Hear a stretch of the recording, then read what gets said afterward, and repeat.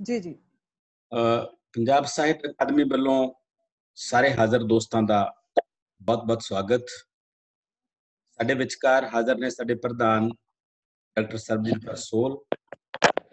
ਸਾਡੇ ਵਿਚਕਾਰ ਹਾਜ਼ਰ ਨੇ ਸਾਡੇ ਅੱਜ ਦੇ ਮਹਿਮਾਨ ਪ੍ਰੋਫੈਸਰ ਸਤਨਾਮ ਸਿੰਘ ਸੰਧੂ ਜੀ ਤੇ ਅੱਜ ਦੇ ਸ਼ਾਇਰ ਬਲਵਿੰਦਰ ਸੰਧੂ ਜੀ। ਤੇ ਮੈਂ ਬਲਵਿੰਦਰ ਸੰਧੂ ਹੋਰਾਂ ਦੇ ਸ਼ਬਦਾਂ ਨਾਲ ਅੱਜ ਦੇ ਇਸ ਐਪੀਸੋਡ ਦਾ ਆਗਾਜ਼ ਕਰਨ ਜਾ ਰਹੇ ਹਾਂ। ਸੰਧੂ ਸਾਹਿਬ ਦੀ ਕਵਿਤਾ ਇੱਕ ਵਕਾਲਤ ਉਹ 'ਚ ਲਿਖਦੇ ਨੇ ਕਿ ਅੱਜ ਕੱਲ੍ਹ ਮੈਂ ਕਵਿਤਾ ਹੀ ਨਹੀਂ ਲਿਖਦਾ, ਧਰਤ ਦੀ ਹਿਫਾਜ਼ਤ ਲਈ ਜੰਗਲ ਦੀ ਵਕਾਲਤ ਵੀ ਕਰਦਾ। ਮੇਰੇ ਕੋਲ ਕੁਹਾੜਿਆਂ ਆਰਿਆਂ ਖਿਲਾਫ ਬੇਹਿਸਾਬ ਫੌਜਦਾਰੀ ਮੁਕੱਦਮੇ ਹਨ। ਝੀਲਾਂ, ਕੂਲਾਂ ਤੇ ਨਦੀਆਂ ਦੀ ਬੇਪੱਤੀ ਤੇ ਬੇਸ਼ੁਮਾਰ ਬਲੂ ਪ੍ਰਿੰਟ ਹਨ। ਪੰਛੀਆਂ ਜਨੌਰਾਂ ਦੇ ਹੋਏ ਉਜਾੜਿਆਂ ਦੇ ਤਫਸੀਲਨਾਮੇ ਹਨ। ਹਾਥੀਆਂ, ਘੋੜਿਆਂ ਤੇ ਊਠਾਂ ਦੀ ਬੇਦਖਲੀ ਦੇ ਨੋਟਿਸ ਹਨ। ਫੁੱਲਾਂ ਦੀ ਮਾਨਹਾਨੀ ਦੀਆਂ ਬੇਅੰਤ ਦਰਖਾਸਤਾਂ ਹਨ। ਧੁੱਪਾਂ, ਛਾਵਾਂ ਤੇ ਹਵਾਵਾਂ ਦੇ ਉੱਡਣ ਦੀਆਂ ਰਪਟਾਂ ਹਨ। ਅੱਜਕੱਲ ਮੈਂ ਕਵਿਤਾ ਹੀ ਨਹੀਂ ਲਿਖਦਾ, ਧਰਤ ਦੀ ਹਿਫਾਜ਼ਤ ਲਈ ਜੰਗਲ ਦੀ ਵਕਾਲਤ ਕਰਦਾ। ਬਹੁਤ ਅੱਛੇ। ਸਮਾਜਿਕ ਸਰੋਕਾਰਾਂ ਦੇ ਨਾਲ ਜੁੜੇ ਹੋਏ ਇਹਨਾਂ ਬੋਲਾਂ ਦੇ ਨਾਲ ਇੱਕ ਵਾਰੀ ਫੇਰ ਤੁਹਾਡਾ ਬਹੁਤ-ਬਹੁਤ ਸਵਾਗਤ। ਡਾਕਟਰ ਸਤਨਾਮ ਸਿੰਘ ਸੰਧੂ ਜੋ ਸਾਡੇ ਅੱਜ ਨਾਲ ਨੇ, ਸਾਡੇ ਸਮਿਆਂ ਦੀ ਪ੍ਰਸਿੱਧ ਸ਼ਖਸੀਅਤ ਨੇ। ਅਹੁਦੇ ਵਜੋਂ ਪੰਜਾਬੀ ਯੂਨੀਵਰਸਿਟੀ ਪਟਿਆਲਾ ਦੇ ਵਿੱਚ ਡੀਨ ਭਾਸ਼ਾਵਾਂ ਦੇ ਤੌਰ ਤੇ ਕੰਮ ਕਰ ਰਹੇ ਨੇ। ਇਸ ਤੋਂ ਇਲਾਵਾ ਹੋਰ ਬਹੁਤ ਸਾਰੇ ਰੁਤਬਿਆਂ ਤੇ ਕੰਮ ਕਰ ਚੁੱਕੇ ਨੇ ਜਾਂ ਕਰ ਰਹੇ ਨੇ। ਫੋਰਨ ਲੈਂਗੁਏਜਸ ਡਿਪਾਰਟਮੈਂਟ ਦੇ ਹੈੱਡ ਰਹੇ ਨੇ। ਰਿਸ਼ੀ ਵਾਲਮੀਕੀ ਚੇਅਰ ਦੇ ਹੈੱਡ ਨੇ, ਸਿੰਡੀਕੇਟ ਦੇ ਮੈਂਬਰ ਨੇ। ਇਸ ਤਰ੍ਹਾਂ ਹੋਰ ਬਹੁਤ ਸਾਰੇ ਅਹੁਦਿਆਂ ਦੇ ਵਿੱਚ ਯੂਨੀਵਰਸਿਟੀ ਦੇ ਵਿੱਚ ਕੰਮ ਕਰ ਰਹੇ ਨੇ ਤੇ ਇਹਨਾਂ ਦੀਆਂ ਕਾਫੀ ਸਾਰੀਆਂ ਜਿਹੜੀਆਂ ਕਿਤਾਬਾਂ ਨੇ ਉਹ ਛਪੀਆਂ ਨੇ। ਆਲੋਚਨਾ ਦੀਆਂ ਕਿਤਾਬਾਂ ਨੇ ਪ੍ਰਾਭੌਤਿਕ ਦਾ ਕਵੀ ਜਸਵੰਤ ਸਿੰਘ ਨੇਕੀ, ਕਾਵਿ ਯਥਾਰਥ, ਪੰਜਾਬੀ ਆਲੋਚਨਾ ਸਰੂਪ ਤੇ ਸੰਭਾਵਨਾਵਾਂ, ਆਧੁਨਿਕ ਪੰਜਾਬੀ ਕਵਿਤਾ, ਪੰਜਾਬੀ ਗਲਪ ਸਿਰਜਣਾ ਤੇ ਸਮੀਖਿਆ ਤੇ ਪੰਜਾਬੀ ਪੜ੍ਹਨ ਪੜ੍ਹਾਉਣ ਦੀਆਂ, ਪੰਜਾਬੀ ਦੀਆਂ ਗੁਰਮੁਖੀ ਦੀ ਬੇਸਿਕ ਜਾਣਕਾਰੀ ਦੇਣ ਦੀਆਂ ਕਈ ਕਿਤਾਬਾਂ ਇਹਨਾਂ ਨੇ ਲਿਖੀਆਂ ਨੇ, ਜਿਹਦੇ ਵਿੱਚ ਆਓ ਪੰਜਾਬੀ ਸਿੱਖੇ, ਹਿੰਦੀ ਦੇ ਵਿੱਚ, ਅੰਗਰੇਜ਼ੀ ਦੇ ਵਿੱਚ ਲਰਨ ਗੁਰਮੁਖੀ, ਮੁੱਢਲਾ ਪੰਜਾਬੀ ਗਿਆਨ। ਇਹਨਾਂ ਨੇ ਡਿਸਟੈਂਸ ਐਜੂਕੇਸ਼ਨ ਦੇ ਵਿੱਚ ਨੈਸ਼ਨਲ ਲੈਵਲ ਤੇ 12 ਸਾਲ ਦਾ ਇਹਨਾਂ ਕੋਲ ਤਜਰਬਾ ਹੈ ਤੇ ਯੂਨੀਵਰਸਿਟੀ ਦੇ ਡਿਸਟੈਂਸ ਐਜੂਕੇਸ਼ਨ ਦੇ ਵਿੱਚ 28 ਸਾਲ ਦਾ ਤਜਰਬਾ ਹੈ। ਸੋ ਇੰਨੇ ਤਜਰਬੇ ਨਾਲ ਭਰੇ ਹੋਏ ਮਨੁੱਖ ਨਾਲ ਅੱਜ ਸਾਡਾ ਵਾਬਸਤਾ ਅਸੀਂ ਹੋ ਰਹੇ ਹਾਂ, ਅੱਜ ਸਾਡੇ ਨਾਲ ਜੁੜ ਰਹੇ ਨੇ। ਸੋ ਸੰਧੂ ਸਾਹਿਬ ਤੁਹਾਡਾ ਬਹੁਤ-ਬਹੁਤ ਸਵਾਗਤ ਹੈ ਜੀ। ਧੰਨਵਾਦ ਕੁਲਦੀਪ। ਉਸ ਤੋਂ ਬਾਅਦ ਸਰ ਤੁਹਾਡਾ ਲਾਈਵ ਨਹੀਂ ਹੋ ਰਿਹਾ ਹੈ, ਤੁਹਾਡਾ ਤਾਂ ਕੋਈ ਹੋਰ ਪ੍ਰੋਗਰਾਮ ਚੱਲ ਰਿਹਾ, ਮੈਨੂੰ ਪ੍ਰੋਬਲਮ ਆ ਰਹੀ ਹੈ। ਤੁਹਾਡੀ ਫੇਸਬੁੱਕ ਤੋਂ ਲਾਈਵ ਨਹੀਂ ਹੋ ਰਿਹਾ, ਅੱਗੋਂ ਮੈਨੂੰ ਪ੍ਰੋਬਲਮ ਆ ਰਹੀ ਹੈ। ਇੱਕ ਮਿੰਟ, ਤੁਹਾਡੇ ਕੋਈ ਪਲੇ ਚੱਲਦਾ ਪਿਆ? ਨਹੀਂ, ਲਾਈਵ ਹੋ ਚੁੱਕਿਆ ਮੈਂ। ਤੁਸੀਂ ਨਹੀਂ ਆ ਰਿਹਾ ਸਰ, ਨਹੀਂ ਆ ਰਿਹਾ। ਉਹਦੇ ਤੇ ਤੁਹਾਡਾ ਕੋਈ ਹੋਰ ਪ੍ਰੋਗਰਾਮ ਆ ਰਿਹਾ, ਪਲੇ ਆ ਰਿਹਾ ਕੋਈ? ਤੁਹਾਨੂੰ ਤੁਸੀਂ ਥੋੜਾ ਜਿਹਾ ਉਹਨੂੰ ਦੁਬਾਰੇ ਖੋਲ ਕੇ ਦੇਖੋ ਜੀ, ਉਹਦਾ ਰਿਫਰੈਸ਼ ਕਰਨ ਵਾਲਾ ਹੈ। ਹਾਂਜੀ ਹਾਂਜੀ, ਮੇਰੇ ਵੱਲੋਂ ਠੀਕ ਹੈ ਸਰ। ਓਕੇ, ਠੀਕ ਹੈ ਜੀ। ਸੰਧੂ ਸਾਹਿਬ, ਦੂਜੇ ਸੰਧੂ ਸਾਹਿਬ ਜਿਹੜੇ ਅੱਜ ਦੋਨੇ ਸੰਧੂ ਸਾਹਿਬ ਨੇ ਸਾਡੇ ਵਿਚਕਾਰ। ਦੂਜੇ ਸੰਧੂ ਸਾਹਿਬ ਜਿਹੜੇ ਸਾਡੇ ਕਵੀ ਨੇ, ਸ਼ਾਇਰ ਨੇ। ਮੈਂ ਅਕਸਰ ਇਹਨਾਂ ਨੂੰ ਕਹਿਣਾ ਹੁੰਦਾ ਕਿ ਬੀਬੀ ਦਾੜੀ ਵਾਲੇ ਬੀਬੇ ਸ਼ਾਇਰ ਨੇ ਸਾਡੇ ਬਲਵਿੰਦਰ ਸੰਧੂ ਜੀ। ਇੱਕ ਗੀਤ ਅਧੂਰਾ ਇਹਨਾਂ ਦੀ ਇੱਕ ਕਿਤਾਬ ਹੈ, ਉਸ ਤੋਂ ਬਾਅਦ ਕੋਮਲ ਸਿੰਘ ਆਖਦਾ ਇਹਨਾਂ ਦੀ ਦੂਜੀ ਕਿਤਾਬ ਹੈ, ਘਾੜਤ ਇਹਨਾਂ ਦੀ ਤੀਜੀ ਕਿਤਾਬ ਹੈ, ਮੈਂ ਵੀ ਆਦਿ ਇਹਨਾਂ ਦੀ ਚੌਥੀ ਕਿਤਾਬ ਹੈ ਤੇ ਅੱਜ ਕੱਲ ਇਹਨਾਂ ਦੀ 5ਵੀਂ ਕਿਤਾਬ ਇਸ ਵੇਲੇ ਪੜ੍ਹੀ ਜਾ ਰਹੀ ਹੈ, ਜਿਹੜੀ ਉਹ ਹੈ ਮਧੂਕਰੀ।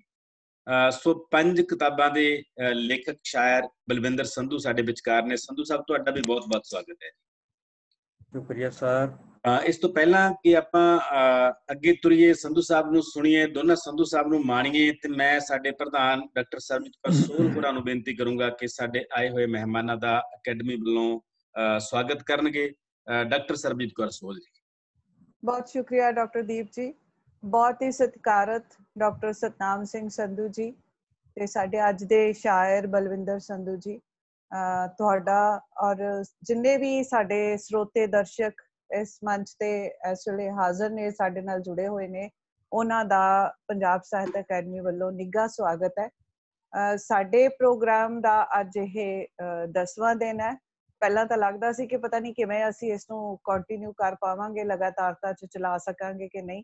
ਪਰ ਜਿਉਂ-ਜਿਉਂ ਦਿਨ ਲੰਘਦੇ ਜਾ ਰਹੇ ਆ, ਸਾਡੇ ਕੋਲੇ ਇੰਨੇ ਸੋਹਣੇ ਅਦੀਬ ਨੇ, ਇੰਨੇ ਵਧੀਆ ਅਦੀਬ ਨੇ, ਚਿੰਤਨਸ਼ੀਲ ਨੇ, ਜਿਨ੍ਹਾਂ ਦੀਆਂ ਗੱਲਾਂ ਦੀ ਇਸ ਵੇਲੇ ਜਿਹੜੀ ਇਸ ਸਮਾਜ ਨੂੰ ਲੋੜ ਹੈ।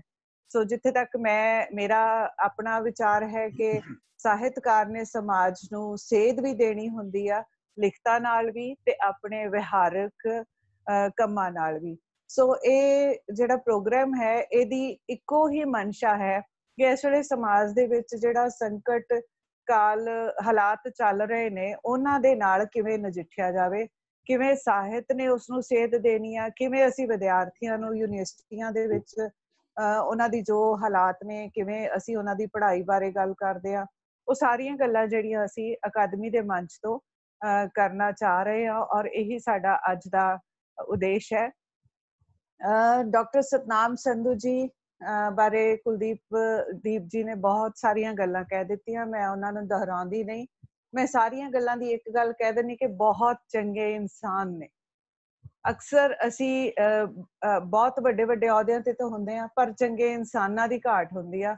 ਸੋ ਮੇਰੀ ਤੇ ਇੱਕੋ ਹੀ ਗੱਲ ਆ ਕਿ ਮੇਰੇ ਭਰਾ ਨੇ ਤੇ ਬਹੁਤ ਚੰਗੇ ਇਨਸਾਨ ਨੇ, ਔਰ ਇਹਨਾਂ ਦੀ ਸਪੈਸ਼ਲਾਈਜ਼ਡ ਇੰਨੇ ਨੇ ਕਿ ਤੁਸੀਂ ਇਹਨਾਂ ਨੂੰ ਕੰਪਿਊਟਰ ਸਾਇੰਸ ਬਾਰੇ ਪੁੱਛ ਲਓ, ਤੁਸੀਂ ਇਹਨਾਂ ਨੂੰ ਕਮਰਸ ਬਾਰੇ ਪੁੱਛ ਲਓ, ਸੋਸ਼ੀਓਲੋਜੀ ਬਾਰੇ ਪੁੱਛ ਲਓ, ਸਾਰੇ ਸਬਜੈਕਟਸ ਦੀ ਇਹ ਇੰਟਰਵਿਊ ਕਰ ਸਕਦੇ ਆ, ਸਾਰੇ ਸਬਜੈਕਟਸ ਬਾਰੇ ਇਹਨਾਂ ਨੂੰ ਨੌਲੇਜ ਆ। ਤੇ ਕੰਪਿਊਟਰ ਸਾਇੰਸ ਦਾ ਤੇ ਫਿਰ ਅੱਗੋਂ ਰਿਟਨ ਦੇ ਵਿੱਚ ਪ੍ਰੈਕਟੀਕਲ, ਮਤਲਬ ਮੇਰਾ ਤਜਰਬਾ ਇਹ ਆ ਕਿ ਇੱਕ ਮਲਟੀ ਫੰਕਸ਼ਨਲ ਇਹ ਕੰਮ ਕਰ ਸਕਦੇ ਆ, ਔਰ ਇਹਨਾਂ ਨੂੰ ਬਹੁਤ ਸਾਰੀ ਨੌਲੇਜ ਹੈ। ਮੈਂ ਇਹਨਾਂ ਦਾ ਬਹੁਤ ਬਹੁਤ ਨਿੱਘਾ ਸਵਾਗਤ ਕਰਦੀ ਹਾਂ। ਬਲਵਿੰਦਰ ਸੰਧੂ ਜੀ ਦੀ ਪੁਸਤਕ ਹੁਣੇ ਹੀ ਮੈਂ ਪੜ੍ਹੀ ਵੀ ਸੀ, ਔਰ ਮੈਨੂੰ ਬਹੁਤ ਚੰਗੀ ਲੱਗੀ। ਮੈਂ ਉਹਦੇ ਤੇ ਰਿਵਿਊ ਵੀ ਲਿਖਿਆ ਸੀ, ਇਹਨਾਂ ਨੂੰ ਭੇਜਿਆ ਵੀ ਸੀ।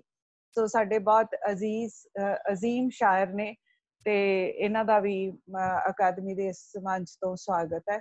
ਸੋ ਹੁਣ ਮੈਂ ਡਾਕਟਰ ਕੁਲਦੀਪ ਜੀ ਨੂੰ, ਇੱਕ ਮੇਰੀ ਰਿਕੁਐਸਟ ਵੀ ਆ ਸਤਨਾਮ ਸੰਧੂ ਸਰ, ਕਿ ਤੁਸੀਂ ਜਦੋਂ ਆਪਣੀ ਗੱਲਬਾਤ ਕਰੋਗੇ ਉਹਦੇ ਵਿੱਚ ਥੋੜਾ ਜਿਹਾ ਵਿਦਿਆਰਥੀਆਂ ਦੀਆਂ ਕੀ ਸਮੱਸਿਆਵਾਂ ਆ ਰਹੀਆਂ ਨੇ, ਜਿਹੜੇ ਮੈਨੇਜਮੈਂਟਸ ਨੇ ਕਾਲਜਾਂ ਦੀਆਂ, ਯੂਨੀਵਰਸਿਟੀ ਦੀਆਂ, ਉਹਨਾਂ ਨੂੰ ਕੀ ਸਮੱਸਿਆਵਾਂ ਆ ਰਹੀਆਂ, ਕਿਉਂਕਿ ਤੁਸੀਂ ਇੱਕ ਬਹੁਤ ਵੱਡੇ ਮੈਨੇਜਮੈਂਟ ਗਰੁੱਪ ਦੇ ਨਾਲ ਵੀ ਜੁੜੇ ਹੋਏ ਹੋ, ਕਾਲਜਾਂ ਦੀਆਂ ਐਜੂਕੇਸ਼ਨ ਖੇਤਰ ਦੀਆਂ ਤੁਹਾਡੇ ਕੋਲ ਬਹੁਤ ਸਾਰੀ ਜਾਣਕਾਰੀ ਆ।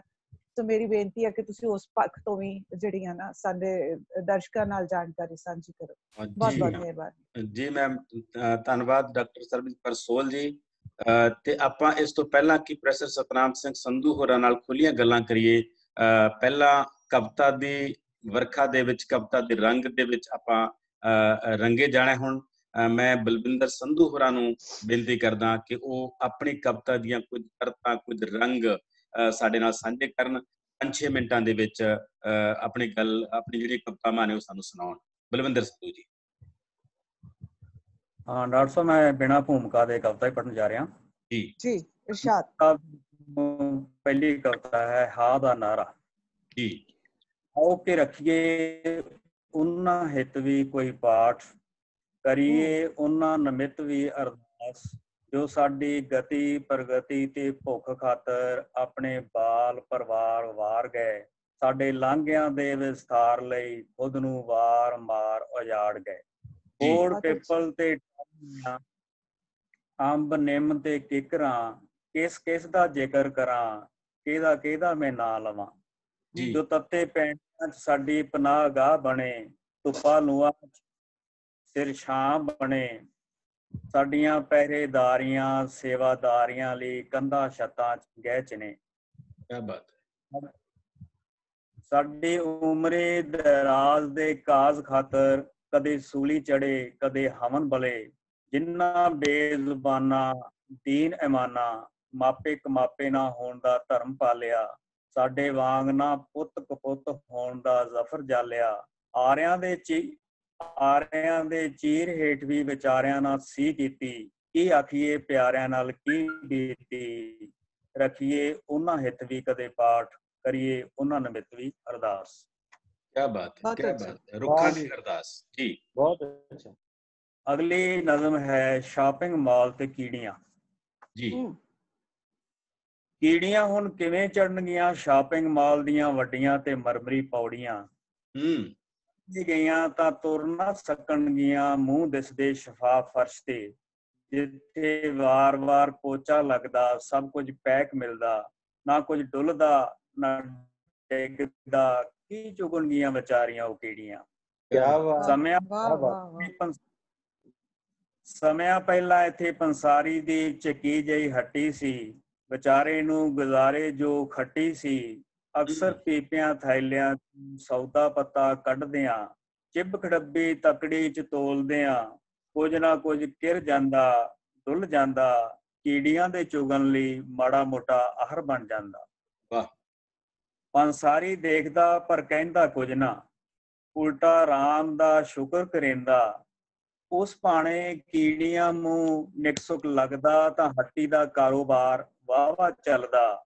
ਟੱਬਰ ਟੀਰ ਸੋਹਣਾ ਪਲਦਾ, ਗਾਹਕਾਂ ਦੀ ਆਓ ਜਾਓ ਰਹਿੰਦੀ, ਤੱਕੜੀ ਦੀ ਡੰਡੀ ਹਿੱਲਦੀ ਰਹਿੰਦੀ, ਰਿਜ਼ਕ ਵਿੱਚ ਬਰਕਤ ਪੈਂਦੀ, ਕੀੜੀਆਂ ਨੂੰ ਮੌਜ ਬਣੀ ਰਹਿੰਦੀ। ਪਰ ਕੁਝ ਵਰਿਆਂ ਤੋਂ ਇੱਧਰ ਪੱਥਰਾਂ ਦਾ ਸ਼ਹਿਰ ਵਸ ਗਿਆ। ਹੱਟੀ ਦੀ ਥਾਵੇਂ ਇੱਕ ਸ਼ਾਪਿੰਗ ਮਾਲ ਉਸਰ ਗਿਆ, ਜਿਸ ਮੂੰਹ ਅੱਡੀ ਦੈਂਤ ਨੇ ਨਾਨਕ ਸ਼ਾਹੀ ਇੱਟ ਨੂੰ ਨਿਗਲ ਲਿਆ। ਪੰਸਾਰੀ ਵਿਚਾਰਾ ਉਜੜ ਗਿਆ ਤੇ ਕੀੜੀਆਂ ਦਾ ਖਾਣ ਪਾਣ ਸਭ ਹੜ ਗਿਆ। ਕੀੜੀਆਂ ਹੁਣ ਆਉਂਦੀਆਂ ਪਰ ਚੜ ਨਾ ਸਕਦੀਆਂ ਸ਼ਾਪਿੰਗ ਮਾਲ ਦੀਆਂ ਵੱਡੀਆਂ ਤੇ ਮਰਮਰੀ ਪੌੜੀਆਂ। ਬਾਹਰੋਂ ਹੀ ਦੇਖਦੀਆਂ ਤੇ ਪਰਤ ਜਾਂਦੀਆਂ ਵਿਚਾਰੀਆਂ ਉਹ ਕੀੜੀਆਂ।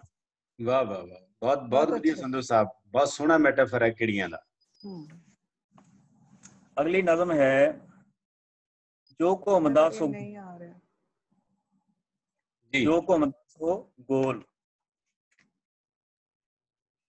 ਨਿੱਕੇ ਹੁੰਦਿਆਂ ਦੁਨੀ ਵਿਖੰਦਿਆਂ ਸਮਝ ਨਾ ਆਇਆ, ਮਨ ਛਟ ਪਟਾਇਆ, ਭਈ ਘੁੰਮਦੀ ਹਰ ਚੀਜ਼ ਗੋਲ ਕਿਉਂ।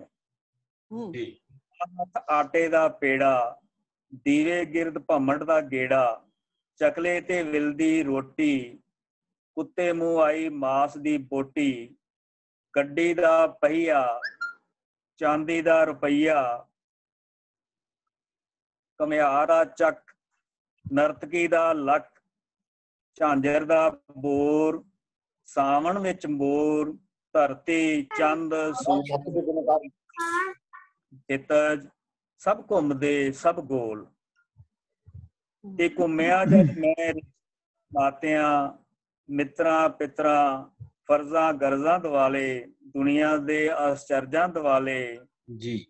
ਪੇਟ ਨੂੰ ਝੁਲਸਣ ਲਈ, ਟਕਿਆਂ ਦੀ ਖਣ ਲਈ, ਸਿਰ ਕੱਜਣ ਯੋਗ ਘਰ ਲਈ, ਨਿੱਕੀ ਖਾਤਰ ਯੋਗ ਵਰ ਲਈ, ਪਿਆ ਘੁੰਮਣ ਘੇਰੀਆਂ ਚ, ਕਰਜ਼ਿਆਂ ਦੇਣਦਾਰੀਆਂ ਚ, ਲਾਚਾਰੀਆਂ ਹੇਰਾ ਫੇਰੀਆਂ ਚ, ਗਲੀਆਂ ਹਨੇਰੀਆਂ ਚ, ਘੁੰਮਦਿਆਂ ਘਮਾਉਂਦਿਆਂ ਮੇਰੇ ਸਭ ਕਿੰਗਰੇ ਭੁਰ ਗਏ, ਬਾਦ ਘਾਟ ਸਭ ਗਏ, ਪਿਓ ਦੀ ਪੱਗ ਜਾਂ ਸਿਰ ਤੇ ਆਈ ਤਾਂ ਸਮਝ ਪਈ, ਜੋ ਘੁੰਮਦਾ ਸੋ ਗੋਲ।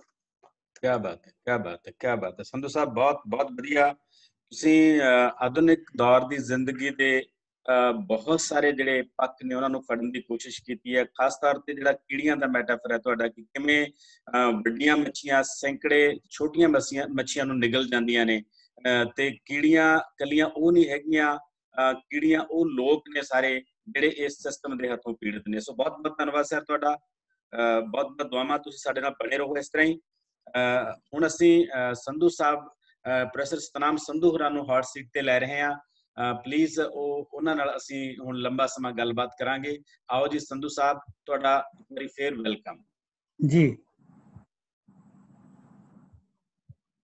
ਸੰਧੂ ਸਾਹਿਬ, ਇੱਕ ਸਾਡੇ ਸਮਾਜ ਦੇ ਵਿੱਚ ਗੱਲ ਕਹੀ ਜਾਂਦੀ ਹੈ ਕਿ ਹਰ ਕਾਮਯਾਬ ਬੰਦੇ ਦੇ ਪਿੱਛੇ ਕਿਤੇ ਨਾ ਕਿਤੇ ਔਰਤ ਦਾ ਹੱਥ ਹੁੰਦਾ ਹੈ, ਪਰ ਮੈਂ ਤਾਂ ਇੱਕ ਗੱਲ ਹੋਰ ਜੋੜਦਾ ਕਿ ਹਰ ਕਾਮਯਾਬ ਬੰਦੇ ਦੇ ਪਿੱਛੇ ਕਿਸੇ ਨਾ ਕਿਸੇ ਅਧਿਆਪਕ ਦਾ ਹੱਥ ਵੀ ਹੁੰਦਾ ਹੈ ਜੀ। ਕਿਉਂਕਿ ਅਧਿਆਪਕ ਪਰਿਵਾਰ ਤੋਂ ਬਾਅਦ ਅਧਿਆਪਕ ਹੀ ਹੈ ਜਿਹੜਾ ਬੱਚੇ ਨੂੰ ਉਂਗਲੀ ਫੜ ਕੇ ਤੋਰਦਾ ਹੈ। ਮੈਂ ਪਿਛਲੇ ਦਿਨੀ ਤੁਹਾਡੀ ਲਾਈਫ ਬਾਰੇ ਕੁਝ ਪੜ੍ਹਿਆ ਤਾਂ ਮੈਨੂੰ ਇੱਕ ਅਧਿਆਪਕ ਦੀ ਯਾਦ ਆਈ। ਤੁਸੀਂ ਕਿਤੇ ਜ਼ਿਕਰ ਕੀਤਾ ਸੀ ਰੂੜੀ ਵਾਲਾ ਅਧਿਆਪਕ। ਹਾਂਜੀ ਹਾਂਜੀ। ਉਹ ਰੂੜੀ ਵਾਲਾ ਅਧਿਆਪਕ ਦੇ ਬਹਾਨੇ ਤੁਸੀਂ ਉਸ ਨੂੰ ਵੀ ਯਾਦ ਕਰਦੇ ਆ, ਆਪਾਂ ਉਹਦੇ ਬਾਰੇ ਵੀ ਦੱਸੋਗੇ। ਤੁਸੀਂ ਇਸ ਬਹਾਨੇ ਉਸ ਦੌਰ ਦਾ ਜਿਹੜਾ ਸਿੱਖਿਆ ਪ੍ਰਬੰਧ ਸੀ ਜਿਹਦੇ ਬਾਰੇ ਬਹੁਤ ਖੂਬਸੂਰਤ ਗੱਲਾਂ ਤੁਸੀਂ ਉਸ ਰੇਖਾ ਚਿੱਤਰ 'ਚ ਕੀਤੀਆਂ ਸੀਆਂ। ਆਪਾਂ ਗੱਲ ਉੱਥੋਂ ਹੀ ਸ਼ੁਰੂ ਕਰਦੇ ਹਾਂ ਉਹਨਾਂ ਯਾਦਾਂ ਦੇ ਨਾਲ ਕਿ ਰੂੜੀ ਵਾਲਾ ਅਧਿਆਪਕ ਤੋਂ ਦਾ ਜਿਹੜਾ ਚੇਲਾ, ਜਿਹੜਾ ਸ਼ਾਗਿਰਦ ਹੈ ਪ੍ਰੋਫੈਸਰ ਸਤਨਾਮ ਸੰਧੂ, ਉਹ ਐਡੇ ਰੁਤਬੇ ਤੇ ਪਹੁੰਚਿਆ। ਉਹ ਕੁਝ ਗੱਲਾਂ ਆਪਣੇ ਅਧਿਆਪਕ ਤੇ ਉਸ ਸਿੱਖਿਆ ਪ੍ਰਬੰਧ ਬਾਰੇ। ਕੁਲਦੀਪ ਜੀ, ਜਿਸ ਜ਼ਮਾਨੇ 'ਚ ਅਸੀਂ 10ਵੀਂ ਤੱਕ ਪੜ੍ਹੇ, ਉਸ ਜ਼ਮਾਨੇ 'ਚ ਪ੍ਰਾਈਵੇਟ ਸਕੂਲ ਬਹੁਤ ਗਿਣੇ ਚੁਣੇ ਹੁੰਦੇ ਸੀ ਜੀ। ਤੇ ਉਹ ਵਿਸ਼ੇਸ਼ ਥਾਵਾਂ ਤੇ ਪਹਾੜੀ ਇਲਾਕਿਆਂ ਵਿੱਚ ਜਿੱਥੇ ਵਿਸ਼ੇਸ਼ ਕਿਸਮ ਦੇ ਲੋਕ ਪੜ੍ਹਦੇ ਸੀ। ਜੀ। ਆਮ ਪਿੰਡਾਂ ਦੇ ਬੰਦੇ ਆ ਜਿਹੜੇ, ਉਹ ਤਕਰੀਬਨ ਸਰਕਾਰੀ ਸਕੂਲਾਂ 'ਚ ਹੀ ਪੜ੍ਹਦੇ ਸੀ। ਸਰਕਾਰੀ ਸਕੂਲਾਂ ਦਾ ਹਿਸਾਬ ਕਿਤਾਬ ਉਦੋਂ ਇਹ ਸੀ ਕਿ ਜਿਸ ਅਧਿਆਪਕ ਦਾ ਮੈਂ ਜ਼ਿਕਰ ਕੀਤਾ, ਮੇਰੇ ਪਿੰਡ ਦੇ ਵਿੱਚ 5ਵੀਂ ਤੱਕ ਦਾ ਸਕੂਲ ਸੀ ਤੇ ਸਿਰਫ ਇੱਕੋ ਹੀ ਮਾਸਟਰ ਹੁੰਦਾ ਸੀ। ਜੀ ਜੀ। ਜਿਹੜਾ ਉਹ ਸਾਡਾ ਮਾਸਟਰ ਸੀ, ਉਹ ਸਕੂਲ ਦੇ ਵਿੱਚ ਮਤਲਬ ਉਹਦੀ ਹਰਿਆਲੀ ਤੋਂ ਲੈ ਕੇ ਬੱਚਿਆਂ ਦੀ ਸਾਂਭ ਸੰਭਾਲ, ਦਾਖਲ ਕਰਨਾ, ਸਾਰੀਆਂ ਚੀਜ਼ਾਂ ਦੀ ਉਹ ਖੁਦ ਜ਼ਿੰਮੇਵਾਰੀ ਨਿਭਾਉਂਦਾ ਸੀ ਜੀ। ਉਹ ਜਿਹੜਾ ਤੁਸੀਂ ਜ਼ਿਕਰ ਕੀਤਾ ਰੋੜੀ ਵਾਲੇ ਅਧਿਆਪਕ ਦਾ, ਮੇਰੀ ਮਤਲਬ ਉੱਥੇ ਇਹ ਸੀ ਕਿ ਉਦੋਂ ਅਧਿਆਪਕ ਦੀ ਕਮਿਟਮੈਂਟ ਕਿਸ ਕਿਸਮ ਦੀ ਸੀ। ਜੀ। ਉਹ ਹਰਿਆਣੇ ਤੋਂ ਆਏ ਹੋਏ ਅਧਿਆਪਕ ਸੀ ਤੇ ਹਰਿਆਣੇ ਵਾਲੀ ਡਰੈਸ, ਉਹ ਲੰਬਾ ਕੁੜਤਾ ਪਜਾਮਾ ਪਾਉਂਦੇ ਸੀ। ਤੇ ਜਦੋਂ ਉਹਨਾਂ ਨੂੰ ਪਤਾ ਲੱਗਦਾ ਕਿ ਸਕੂਲ ਦੇ ਵਿੱਚ ਕਿਸੇ ਬੱਚੇ ਦੀ ਉਮਰ ਦਾਖਲ ਹੋਣ ਯੋਗ ਹੋ ਗਈ ਹੈ, ਤਾਂ ਉਹ ਉਹਨਾਂ ਦੇ ਘਰੇ ਖੁਦ ਜਾਂਦੇ, ਸਵੇਰੇ ਉਸ ਬੱਚੇ ਨੂੰ ਆਪਣੇ ਕੰਧਾੜੇ ਚੱਕ ਕੇ ਮੋਢੇ ਤੇ ਬਿਠਾ ਕੇ ਸਕੂਲ 'ਚ ਲੈ ਕੇ ਆਉਂਦੇ। ਉਹਨਾਂ ਦਾ 6.25 ਫੁੱਟ ਕੱਦ ਹੁੰਦਾ ਸੀ ਤੇ ਉਹ ਬਹੁਤ ਮਤਲਬ ਪਤਲੇ ਤੇ ਲੰਬੇ ਸਰੀਰ ਦੇ ਸੀ। ਜੀ। ਉਹਨਾਂ ਨਾਲ ਬੱਚਿਆਂ ਦੀ ਇਸ ਕਿਸਮ ਦੀ ਅਪਣੱਤ ਹੁੰਦੀ, ਜਦੋਂ 2 ਵਾਰੀ ਉਹ ਬੱਚੇ ਨੂੰ ਲੈ ਕੇ ਆਉਂਦੇ ਤਾਂ ਉਸ ਤੋਂ ਬਾਅਦ ਬੱਚਾ ਇਸ ਕਿਸਮ ਨਾਲ ਉਹਨਾਂ ਨਾਲ ਜੁੜ ਜਾਂਦਾ ਕਿ ਉਹ ਸਕੂਲ ਨਹੀਂ ਛੱਡਦਾ ਸੀ। ਜਿੰਨਾ ਚਿਰ ਸਾਡੇ ਉਹ ਅਧਿਆਪਕ ਰਹੇ 5ਵੀਂ ਤੱਕ, ਉਹ ਸਾਰੀਆਂ ਕਲਾਸਾਂ ਨੂੰ ਇਕੱਲੇ ਪੜ੍ਹਾਉਂਦੇ ਰਹੇ। ਉਹ ਜ਼ਿਕਰ ਮੈਂ ਇਸ ਕਰਕੇ ਕੀਤਾ ਸੀ ਕਿ ਉਦੋਂ ਅਧਿਆਪਕ ਸੀ ਜਿਹੜਾ ਪੁਸਤਕ ਦੇ ਨਾਲ ਨਾਲ ਨਿੱਜੀ ਗਿਆਨ ਹੈ ਜਿਹੜਾ ਜੀਵਨ ਦਾ, ਉਹ ਵੀ ਪ੍ਰਦਾਨ ਕਰਦਾ ਸੀ। ਬਿਲਕੁਲ ਜੀ, ਬਿਲਕੁਲ। ਨਾ ਉਦੋਂ ਅਧਿਆਪਕ ਤੇ ਇੰਨਾ ਛਾਪਾ ਵੱਜਦਾ ਸੀ ਕਿ ਕਿਸੇ BO ਜਾਂ DO ਨੇ ਆਉਣਾ। ਉਹ ਅਧਿਆਪਕ ਬੜੇ ਸਹਿਜ ਨਾਲ ਕਦੇ ਤੁਹਾਨੂੰ ਕਹਿੰਦਾ ਸੀ ਕਿ ਦਰਖਤ ਕਿਵੇਂ ਲਾਉਣੇ ਆ, ਕਦੇ ਤੁਹਾਨੂੰ ਦੱਸਦਾ ਸੀ ਕਿ ਸਕੂਲ ਦੀ ਸਫਾਈ ਕਿਵੇਂ ਕਰਨੀ ਹੈ। ਉਦੋਂ ਇਸ ਕਿਸਮ ਦਾ ਡਰ ਨਹੀਂ ਹੁੰਦਾ ਸੀ। ਜੇ ਅੱਜ ਸਕੂਲ 'ਚ 4 ਬੱਚਿਆਂ ਨੂੰ ਨਾਲ ਲੱਗ ਕੇ ਅਧਿਆਪਕ ਸਫਾਈ ਕਰਵਾ ਲੇ ਤਾਂ ਬਹੁਤ ਸਾਰੇ ਪੱਤਰਕਾਰ ਵੀਰ ਫੋਟੋ ਖਿੱਚ ਕੇ ਲਗਾ ਦਿੰਦੇ ਆ ਕਿ ਦੇਖੋ ਬੱਚਿਆਂ ਤੋਂ ਸਫਾਈ ਦਾ ਕੰਮ ਕਰਾਇਆ ਜਾ ਰਿਹਾ ਹੈ। ਮੇਰਾ ਕਹਿਣ ਤੋਂ ਮਤਲਬ ਇਹ ਹੈ ਕਿ ਉਹ ਬੱਚਿਆਂ ਨੂੰ ਜੀਵਨ ਨਾਲ ਜੋੜਨ ਲਈ, ਉਹਨਾਂ ਦੀ ਆਲ ਰਾਊਂਡ ਡਿਵੈਲਪਮੈਂਟ ਵਾਸਤੇ ਕੰਮ ਕਰਦਾ ਸੀ। ਇਸੇ ਕਰਕੇ ਜਿਹੜੇ ਉਸ ਸਮੇਂ ਦੇ ਅਧਿਆਪਕਾਂ ਤੋਂ ਪੜ੍ਹੇ ਹੋਏ ਵਿਦਿਆਰਥੀ ਹੈ, ਉਹ ਜੀਵਨ ਦੇ ਵਿੱਚ ਕਿਸੇ ਵੀ ਕੰਮ ਨੂੰ ਕਰਨ ਵੇਲੇ ਧਰਤੀ ਨਾਲ ਜੁੜੇ ਰਹਿੰਦੇ ਹੈ। ਕੀ ਬਾਤ ਹੈ। ਇਹ ਬਹੁਤ ਵੱਡੀ ਗੱਲ ਕਹੀ ਹੈ ਸਰ ਤੁਸੀਂ, ਕਿਉਂਕਿ ਐਜੂਕੇਸ਼ਨ ਦਾ ਅਸਲ ਮੰਤਵ ਹੀ ਇਹ ਹੈ ਕਿ ਬੰਦੇ ਨੂੰ ਜ਼ਿੰਦਗੀ ਨਾਲ ਜੋੜਨਾ, ਬੰਦੇ ਨੂੰ ਸਮਾਜ ਨਾਲ ਜੋੜਨਾ। ਸਾਡੀ ਜਿਹੜੀ ਟੁੱਟੀ ਹੋਈ ਸਮਾਜਿਕ ਸਰੋਕਾਰਾਂ ਤੋਂ ਟੁੱਟੀ ਹੋਈ ਸਿੱਖਿਆ ਹੈ, ਇਹਨੇ ਸਾਨੂੰ ਮਸ਼ੀਨਾਂ ਪੈਦਾ ਕਰਕੇ ਦੇਤੀਆਂ, ਉਹਨਾਂ ਤੋਂ ਬੰਦੇ ਮਾਰਤੇ, ਵੈਲਿਊਜ਼ ਮਾਰਤੀਆਂ। ਇਹ ਇੱਕ ਬਹੁਤ ਜਿਹੜਾ ਖਤਰਨਾਕ ਗੱਲ ਹੈ ਸਾਡੇ ਐਜੂਕੇਸ਼ਨ ਸੈਟਅਪ ਦੀ। ਤੇ ਗੱਲ ਆਪਾਂ ਸਰ ਅੱਗੇ ਤੁਰਦੇ ਹਾਂ। ਮੈਂ ਤੁਹਾਨੂੰ ਹੁਣ ਵਰਤਮਾਨ 'ਚ ਲੈ ਕੇ ਆਉਣਾ। ਅਸੀਂ ਗਲੋਬਲ ਦੌਰ ਦੇ ਵਿੱਚ ਰਹਿ ਰਹੇ ਹਾਂ ਤੇ ਇੱਕ ਪਾਸੇ ਦੇਸ਼ ਸਾਡਾ 5 ਟ੍ਰਿਲੀਅਨ ਇਕਨੋਮੀ ਦੀ ਗੱਲ ਕਰ ਰਿਹਾ ਹੈ ਤੇ ਦੂਜੇ ਪਾਸੇ ਸਾਡਾ ਨੌਜਵਾਨ ਆਇਲ ਸੈਂਟਰਾਂ ਰਾਹੀਂ ਦੇਸ਼ 'ਚੋਂ ਭੱਜ ਰਿਹਾ ਹੈ। ਇਹ ਕਿਸ ਕਿਸਮ ਦਾ ਦਵੰਦ ਹੈ ਕਿ ਨੌਜਵਾਨ ਦੇਸ਼ 'ਚ ਰਹਿਣ ਨੂੰ ਤਿਆਰ ਨਹੀਂ ਹੈਗੇ ਤੇ ਅਸੀਂ ਵਿਕਸਿਤ ਅਰਥ ਵਿਵਸਥਾ ਦਾ ਦਾਅਵਾ ਕਰ ਰਹੇ ਹਾਂ। ਇਹਦੇ ਬਾਰੇ ਕੁਝ ਸਮਝਾਓ ਸਾਡੇ ਦਰਸ਼ਕਾਂ ਨੂੰ ਕਿ ਇਹ ਕਿਸ ਕਿਸਮ ਦੀ ਸਿਆਸਤ ਹੈ। ਦੇਖੋ ਕੁਲਦੀਪ ਜੀ, ਸਾਡਾ ਜਿਹੜਾ ਵਿਦਿਅਕ ਸਿਸਟਮ ਹੈ ਉਹ ਬਹੁਤ ਬੁਰੀ ਤਰ੍ਹਾਂ ਦਵੰਦ ਦਾ ਸ਼ਿਕਾਰ ਹੋ ਗਿਆ ਹੈ। ਦਵੰਦ ਤੋਂ ਮੇਰਾ ਮਤਲਬ ਇਹ ਹੈ ਕਿ ਅਸੀਂ ਸਾਡੀਆਂ ਲੋੜਾਂ, ਵਿਦਿਆਰਥੀ ਦੀ ਯੋਗਤਾ ਤੇ ਸਾਡੇ ਸਿੱਖਿਆ ਪ੍ਰਬੰਧ ਨੂੰ ਕਿੱਧਰ ਲੈ ਕੇ ਜਾਣਾ ਹੈ, ਉਸ ਨੂੰ ਵਿਹਾਰਕ ਪੱਧਰ ਤੇ ਸਮਝਣ 'ਚ ਕਿਤੇ ਨਾ ਕਿਤੇ ਕੁਤਾਹੀ ਕਰ ਗਏ। ਅਸੀਂ ਸਾਰੇ ਜਾਣਦੇ ਹਾਂ ਜਿਹੜਾ ਸਾਡਾ ਮਾਡਰਨ ਐਜੂਕੇਸ਼ਨ ਸਿਸਟਮ ਹੈ, ਇਹ ਇੱਕ ਪੈਕੇਜ ਡੀਲ ਦੇ ਤੌਰ ਤੇ ਸਾਨੂੰ ਜਿਹੜਾ ਬ੍ਰਿਟੇਨ ਦਾ ਸਿਸਟਮ ਸੀ ਉੱਥੋਂ ਪ੍ਰਾਪਤ ਹੋਇਆ ਹੈ। ਅਸੀਂ ਉਸ ਐਜੂਕੇਸ਼ਨ ਸਿਸਟਮ ਨੂੰ ਇੰਨ-ਬਿੰਨ ਸਾਡੇ ਲਾਗੂ ਕੀਤਾ ਹੈ। ਕੋਈ ਇਸ 'ਚ ਸ਼ੱਕ ਨਹੀਂ ਕਿ ਐਜੂਕੇਸ਼ਨ ਸਿਸਟਮ ਜਦੋਂ ਲਾਗੂ ਕੀਤਾ ਗਿਆ, ਇਹਦੇ ਵਿੱਚ ਬਹੁਤ ਸਾਰੀਆਂ ਚੰਗੀਆਂ ਗੱਲਾਂ ਸੀ, ਪਰ ਇਹ ਸਮੇਂ ਦੇ ਨਾਲ ਸਮੇਂ ਦਾ ਹਾਣੀ ਨਾ ਬਣ ਸਕਿਆ ਤੇ ਪਛੜ ਗਿਆ। ਹੁਣ ਜਦੋਂ ਅਸੀਂ ਗੱਲ ਕਰਦੇ ਹਾਂ ਕਿ ਸਾਡਾ ਵਿਦਿਆਰਥੀ ਬਾਹਰ ਨੂੰ ਕਿਉਂ ਭੱਜ ਰਿਹਾ ਹੈ, ਸਾਡੇ ਐਜੂਕੇਸ਼ਨ ਸਿਸਟਮ ਦੇ ਵਿੱਚ ਕੀ ਕਮੀ ਹੈ, ਤਾਂ ਇਹਨੂੰ ਬਹੁਤ ਬਰੀਕੀ ਨਾਲ ਸਮਝਣ ਦੀ ਲੋੜ ਹੈ ਕਿ ਅਸੀਂ ਵਿਦਿਆਰਥੀਆਂ ਨੂੰ ਪੜ੍ਹਾ ਕੀ ਰਹੇ ਹਾਂ ਤੇ ਸਾਡੇ ਸਮਾਜ ਦੀ ਲੋੜ ਕੀ ਹੈ। ਇੱਕ ਛੋਟੀ ਜਿਹੀ ਐਗਜ਼ਾਮਪਲ ਦੇ ਕੇ ਮੈਂ ਗੱਲ ਆਪਣੀ ਕਰੂੰਗਾ। ਕਈ ਵਾਰੀ ਤੁਸੀਂ ਅੱਜ ਕੱਲ੍ਹ ਦੇਖਿਆ ਹੋਣਾ ਕਿ ਇੰਜੀਨੀਅਰਿੰਗ ਕਾਲਜ ਦੇ ਕੰਪੀਟੀਸ਼ਨ ਹੁੰਦੇ ਹੈ। ਉਹ ਕੰਪੀਟੀਸ਼ਨ ਦੇ ਵਿੱਚ ਬੱਚੇ ਰੋਬੋਟ ਟੈਕਨੋਲੋਜੀ ਲੈ ਕੇ ਜਾਂਦੇ ਹੈ, ਜਿਨ੍ਹਾਂ ਨੂੰ ਉਹ ਅਸੈਂਬਲ ਕਰਕੇ ਉੱਥੇ ਕੰਪੀਟੀਸ਼ਨ ਦੇ ਵਿੱਚ ਆਪਣੀ ਸਮਰੱਥਾ ਦਿਖਾਉਂਦੇ ਆ ਕਿ ਅਸੀਂ ਰੋਬੋਟ ਕਿਵੇਂ ਬਣਾਇਆ। ਪਰ ਦੂਜੇ ਪਾਸੇ ਸਾਡੀ ਅਸਲ ਹਕੀਕਤ ਇਹ ਹੈ ਕਿ ਸਾਡੇ ਕੋਲ ਹਲੇ ਤੱਕ ਵੀ ਅਸੀਂ ਕੋਈ ਯੋਗ ਝੋਨਾ ਲਾਉਣ ਦੀ ਮਸ਼ੀਨ ਬਣਾ ਨਹੀਂ ਸਕੇ। ਅਜੇ ਤੱਕ ਵੀ ਅਸੀਂ ਕਿਸਾਨੀ ਨੂੰ ਬਹੁਤ ਸਾਰੇ ਬਦਲ ਨਹੀਂ ਦੇ ਸਕੇ ਜਿਨ੍ਹਾਂ ਦੀ ਲੋੜ ਸੀ। ਸਾਡੇ ਕੋਲੇ ਹਲੇ ਵੀ ਪਿੰਡ ਦੇ ਕਿਸਾਨ ਕੋਲ ਕੋਈ ਪੈਕੇਜ ਇੰਡਸਟਰੀ ਨਹੀਂ ਹੈ। ਸਾਡੇ ਅਜੇ ਵੀ ਸਮਾਜ ਦੇ ਵਿੱਚ ਇਸ ਗੱਲ ਦਾ ਬਹੁਤ ਜ਼ਿਆਦਾ ਵੱਡੇ ਪੱਧਰ ਤੇ ਪਾੜਾ ਪਿਆ ਹੋਇਆ ਹੈ ਕਿ ਸਾਨੂੰ ਇਹ ਹੀ ਨਹੀਂ ਪਤਾ ਕਿ ਸਾਡੇ ਸਮਾਜ ਵਿੱਚ ਆਉਣ ਵਾਲੇ 15 ਸਾਲਾਂ 'ਚ ਸਾਨੂੰ ਸਿਵਲ ਇੰਜੀਨੀਅਰਿੰਗ ਦੀ ਲੋੜ ਹੈ, ਕਿੰਨੇ ਡਾਕਟਰਾਂ ਦੀ ਲੋੜ ਹੈ, ਕਿੰਨੇ ਪ੍ਰੋਫੈਸਰਾਂ ਦੀ ਲੋੜ ਹੈ, ਕਿੰਨੇ ਪੁਲਿਸ ਅਫਸਰਾਂ ਦੀ ਲੋੜ ਹੈ। ਉਹਦੇ ਲਈ ਅਸੀਂ ਕਿਸ ਕਿਸਮ ਦੀ ਮੈਨ ਪਾਵਰ ਤਿਆਰ ਕਰਨੀ ਹੈ। ਸਾਡੇ ਹੋ ਇਹ ਰਿਹਾ ਹੈ ਕਿ ਵਿਦਿਆਰਥੀਆਂ ਨੂੰ ਪੀਅਰ ਗਰੁੱਪ ਪ੍ਰੈਸ਼ਰ ਰਾਹੀਂ, ਜੇ 4 ਵਿਅਕਤੀ ਕਹਿੰਦੇ ਹੈ ਜਾਂ 4 ਸਹੇਲੀਆਂ ਕਹਿੰਦੀਆਂ ਕਿ ਅਸੀਂ ਬੀਟੈਕ ਕਰਨੀ ਹੈ, ਤਾਂ ਉਹਨਾਂ ਦੇ ਨਾਲ 4 ਹੋਰ ਲੱਗ ਜਾਂਦੀਆਂ ਕਿ ਅਸੀਂ ਵੀ ਬੀਟੈਕ ਹੀ ਕਰਾਂਗੇ। ਬਹੁਤ ਸਾਰਾ ਜਿਹੜਾ ਪ੍ਰਾਈਵੇਟ ਐਜੂਕੇਸ਼ਨ ਸਿਸਟਮ ਹੈ ਉਹ ਬੱਚਿਆਂ ਨੂੰ ਇਸ ਕਿਸਮ ਦੀ ਅਲਿਓਰਮੈਂਟ ਦੇ ਵਿੱਚ ਪਾਉਂਦਾ ਹੈ, ਉਹਨਾਂ ਨੂੰ ਇਦਾਂ ਦੇ ਸਬਜ ਬਾਗ ਦਿਖਾ ਦਿੰਦਾ, ਉਹਨਾਂ ਨੂੰ ਨਾਨ ਪ੍ਰੈਕਟੀਕਲ ਐਜੂਕੇਸ਼ਨ ਹੈ ਜਿਹੜੀ ਉਹ ਦਿੱਤੀ ਜਾ ਰਹੀ ਹੈ। ਜਿਹੜੀ ਸਭ ਤੋਂ ਦੁਖਾਂਤ ਵਾਲੀ ਗੱਲ ਉਹ ਇਹ ਵਾਪਰ ਰਹੀ ਹੈ ਕਿ ਪਿਛਲੇ ਦਿਨਾਂ 'ਚ ਮੈਂ ਇੱਕ ਸੰਸਥਾ ਚਲਾ ਰਿਹਾ, ਉਹਦਾ ਮੈਂ ਚੇਅਰਮੈਨ ਹੈ। ਮੇਰੇ ਕੋਲੇ ਇੱਕ ਲੜਕਾ ਆਇਆ ਨੇੜੇ ਦੇ ਪਿੰਡ ਤੋਂ, ਉਹ ਕਹਿੰਦਾ ਜੀ ਮੈਨੂੰ ਕਲੈਰੀਕਲ ਜੌਬ ਦੇ ਉੱਪਰ ਤੁਸੀਂ ਰੱਖ ਲਓ। ਮੈਂ ਉਸਨੂੰ ਪੁੱਛਿਆ ਕਿ ਕਾਕਾ ਤੇਰੀ ਕੁਆਲੀਫਿਕੇਸ਼ਨ ਕੀ ਹੈ? ਉਹ ਕਹਿੰਦਾ ਜੀ ਮੇਰੀ ਸਿਵਲ ਇੰਜੀਨੀਅਰਿੰਗ ਦੀ ਡਿਗਰੀ ਕਰੀ ਹੋਈ ਹੈ। ਮੈਂ ਉਹਨੂੰ ਕਿਹਾ ਕਿ ਤੇਰੀ ਕਲੈਰੀਕਲ ਲਈ ਤਾਂ ਕੁਆਲੀਫਿਕੇਸ਼ਨ ਸੂਟ ਨਹੀਂ ਕਰਦੀ, ਤੁਹਾਨੂੰ ਮਤਲਬ ਕਿਸੇ ਹੋਰ ਅੱਛੀ ਜੌਬ ਤੇ ਲੱਗਣਾ ਚਾਹੀਦਾ ਹੈ। ਕਹਿੰਦਾ ਜੀ ਮੈਨੂੰ ਹੋਰ ਕੋਈ ਜੌਬ ਮਿਲ ਨਹੀਂ ਰਹੀ, ਤੁਸੀਂ ਭਾਵੇਂ ਮੈਨੂੰ 10,000 ਰੁਪਏ ਪਰ ਮੰਥ ਦੇ ਦਿਓ ਪਰ ਮੈਨੂੰ ਰੱਖ ਲਓ। ਜੀ ਜੀ ਜੀ। ਉਦੋਂ ਹੀ ਮੇਰੇ ਸਾਹਮਣੇ ਦੂਸਰੀ ਗੱਲ ਆਈ, ਜਿਹੜਾ ਸਾਡੇ ਕੋਲੇ ਮਾਲੀ ਕੰਮ ਕਰਦਾ ਹੈ ਉਹ ਸਾਡੇ ਤੋਂ 16,000 ਰੁਪਏ ਲੈਂਦਾ ਹੈ ਤੇ ਇਹ ਕਹਿ ਕੇ ਲੈਂਦਾ ਕਿ ਮੈਂ ਇਸ ਤੋਂ ਘੱਟ ਨਹੀਂ ਕਰੂੰਗਾ। ਦੂਸਰੇ ਪਾਸੇ ਅਸੀਂ ਜੀ ਤੇ 8-10 ਹਜ਼ਾਰ ਰੁਪਇਆ 8-10 ਲੱਖ ਰੁਪਇਆ ਲਾ ਕੇ ਇੱਕ ਇੰਟੈਲੀਜੈਂਟ ਬੱਚੇ ਨੂੰ ਇੰਜੀਨੀਅਰ ਬਣਾਇਆ ਤਾਂ ਉਹ 10,000 ਕਮਾਉਣ ਦੇ ਵੀ ਯੋਗ ਨਹੀਂ ਕਰ ਸਕੇ। ਇਸ ਕਰਕੇ ਜਦੋਂ ਸਾਡੇ ਸਮਾਜ ਦੇ ਵਿੱਚ ਐਜੂਕੇਸ਼ਨ ਸਿਸਟਮ ਦਾ ਇਸ ਕਿਸਮ ਦਾ ਪਾੜਾ ਪੈ ਜਾਊਗਾ ਕਿ ਸਾਡੇ ਐਜੂਕੇਸ਼ਨ ਤੋਂ ਬਾਅਦ ਕੋਈ ਵੀ ਵਿਅਕਤੀ ਆਪਣੀ ਇੰਪਲੋਇਮੈਂਟ ਸਿਕਿਉਰ ਕਰਨ ਦੇ ਯੋਗ ਨਹੀਂ ਹੋਊਗਾ ਤਾਂ ਉਹਦੇ ਕੋਲੇ ਬਹੁਤੀਆਂ ਆਪਸ਼ਨ ਨਹੀਂ ਰਹਿ ਜਾਂਦੀਆਂ। ਅਸੀਂ ਵਿਦਿਆਰਥੀਆਂ ਨੂੰ ਬਹੁਤ ਸਾਰੀਆਂ ਆਪਸ਼ਨ ਨਹੀਂ ਦਿੱਤੀਆਂ, ਉਹਨਾਂ ਨੂੰ ਪ੍ਰੈਕਟੀਕਲ ਐਜੂਕੇਸ਼ਨ ਨਹੀਂ ਦਿੱਤੀ। ਸਾਡੀਆਂ ਸੰਸਥਾਵਾਂ ਸਾਨੂੰ ਉਹ ਪੜ੍ਹਾ ਰਹੀਆਂ ਜਿਨ੍ਹਾਂ ਨਾਲ ਇੱਕ ਬੀਟੈਕ ਕਰੀ ਵਾਲੇ ਵਿਦਿਆਰਥੀ ਨੂੰ ਤੁਸੀਂ ਕਹੋ ਕਿ ਬਾਜ਼ਾਰ ਦੇ ਵਿੱਚ ਜਾ ਕੇ ਤੂੰ 50,000 ਰੁਪਏ ਖੁਦ ਕਮਾ, ਉਹ ਕਹੂਗਾ ਨਹੀਂ ਜੀ ਜੇ ਤਾਂ ਮੈਨੂੰ ਇਨਫੋਸਿਸ ਦੇ ਵਿੱਚ ਜਾਂ ਕਿਤੇ ਹੋਰ ਜੌਬ ਮਿਲ ਸਕਦੀ ਹੈ ਤਾਂ ਮੈਂ ਕਮਾ ਸਕਦਾ ਹਾਂ, ਵਰਨਾ ਮੇਰੇ ਕੋਲੇ ਕੋਈ ਐਸੀ ਸਕਿੱਲ ਨਹੀਂ ਕਿ ਮੈਂ ਖੁਦ ਕੰਮ ਕਰ ਸਕਾਂ। ਜੀ ਜੀ। ਤਾਂ ਇਸ ਪਾੜੇ ਦੇ ਵਿੱਚ ਜਿਹੜੇ ਸਾਡੇ ਵਿਦਿਆਰਥੀ ਬਾਹਰ ਜਾ ਰਹੇ ਹੈ, ਨਾ ਤਾਂ ਉਹ ਮੂਰਖ ਹੈ, ਨਾ ਉਹਨਾਂ ਦੀ ਮਜਬੂਰੀ ਹੈ, ਉਹਨਾਂ ਦਾ ਬੇਸਿਕਲੀ ਇਸ ਤੋਂ ਬਿਨਾਂ ਉਹਨਾਂ ਦੇ ਸਾਹਮਣੇ ਕੋਈ ਚਾਰਾ ਹੀ ਨਹੀਂ ਹੈ।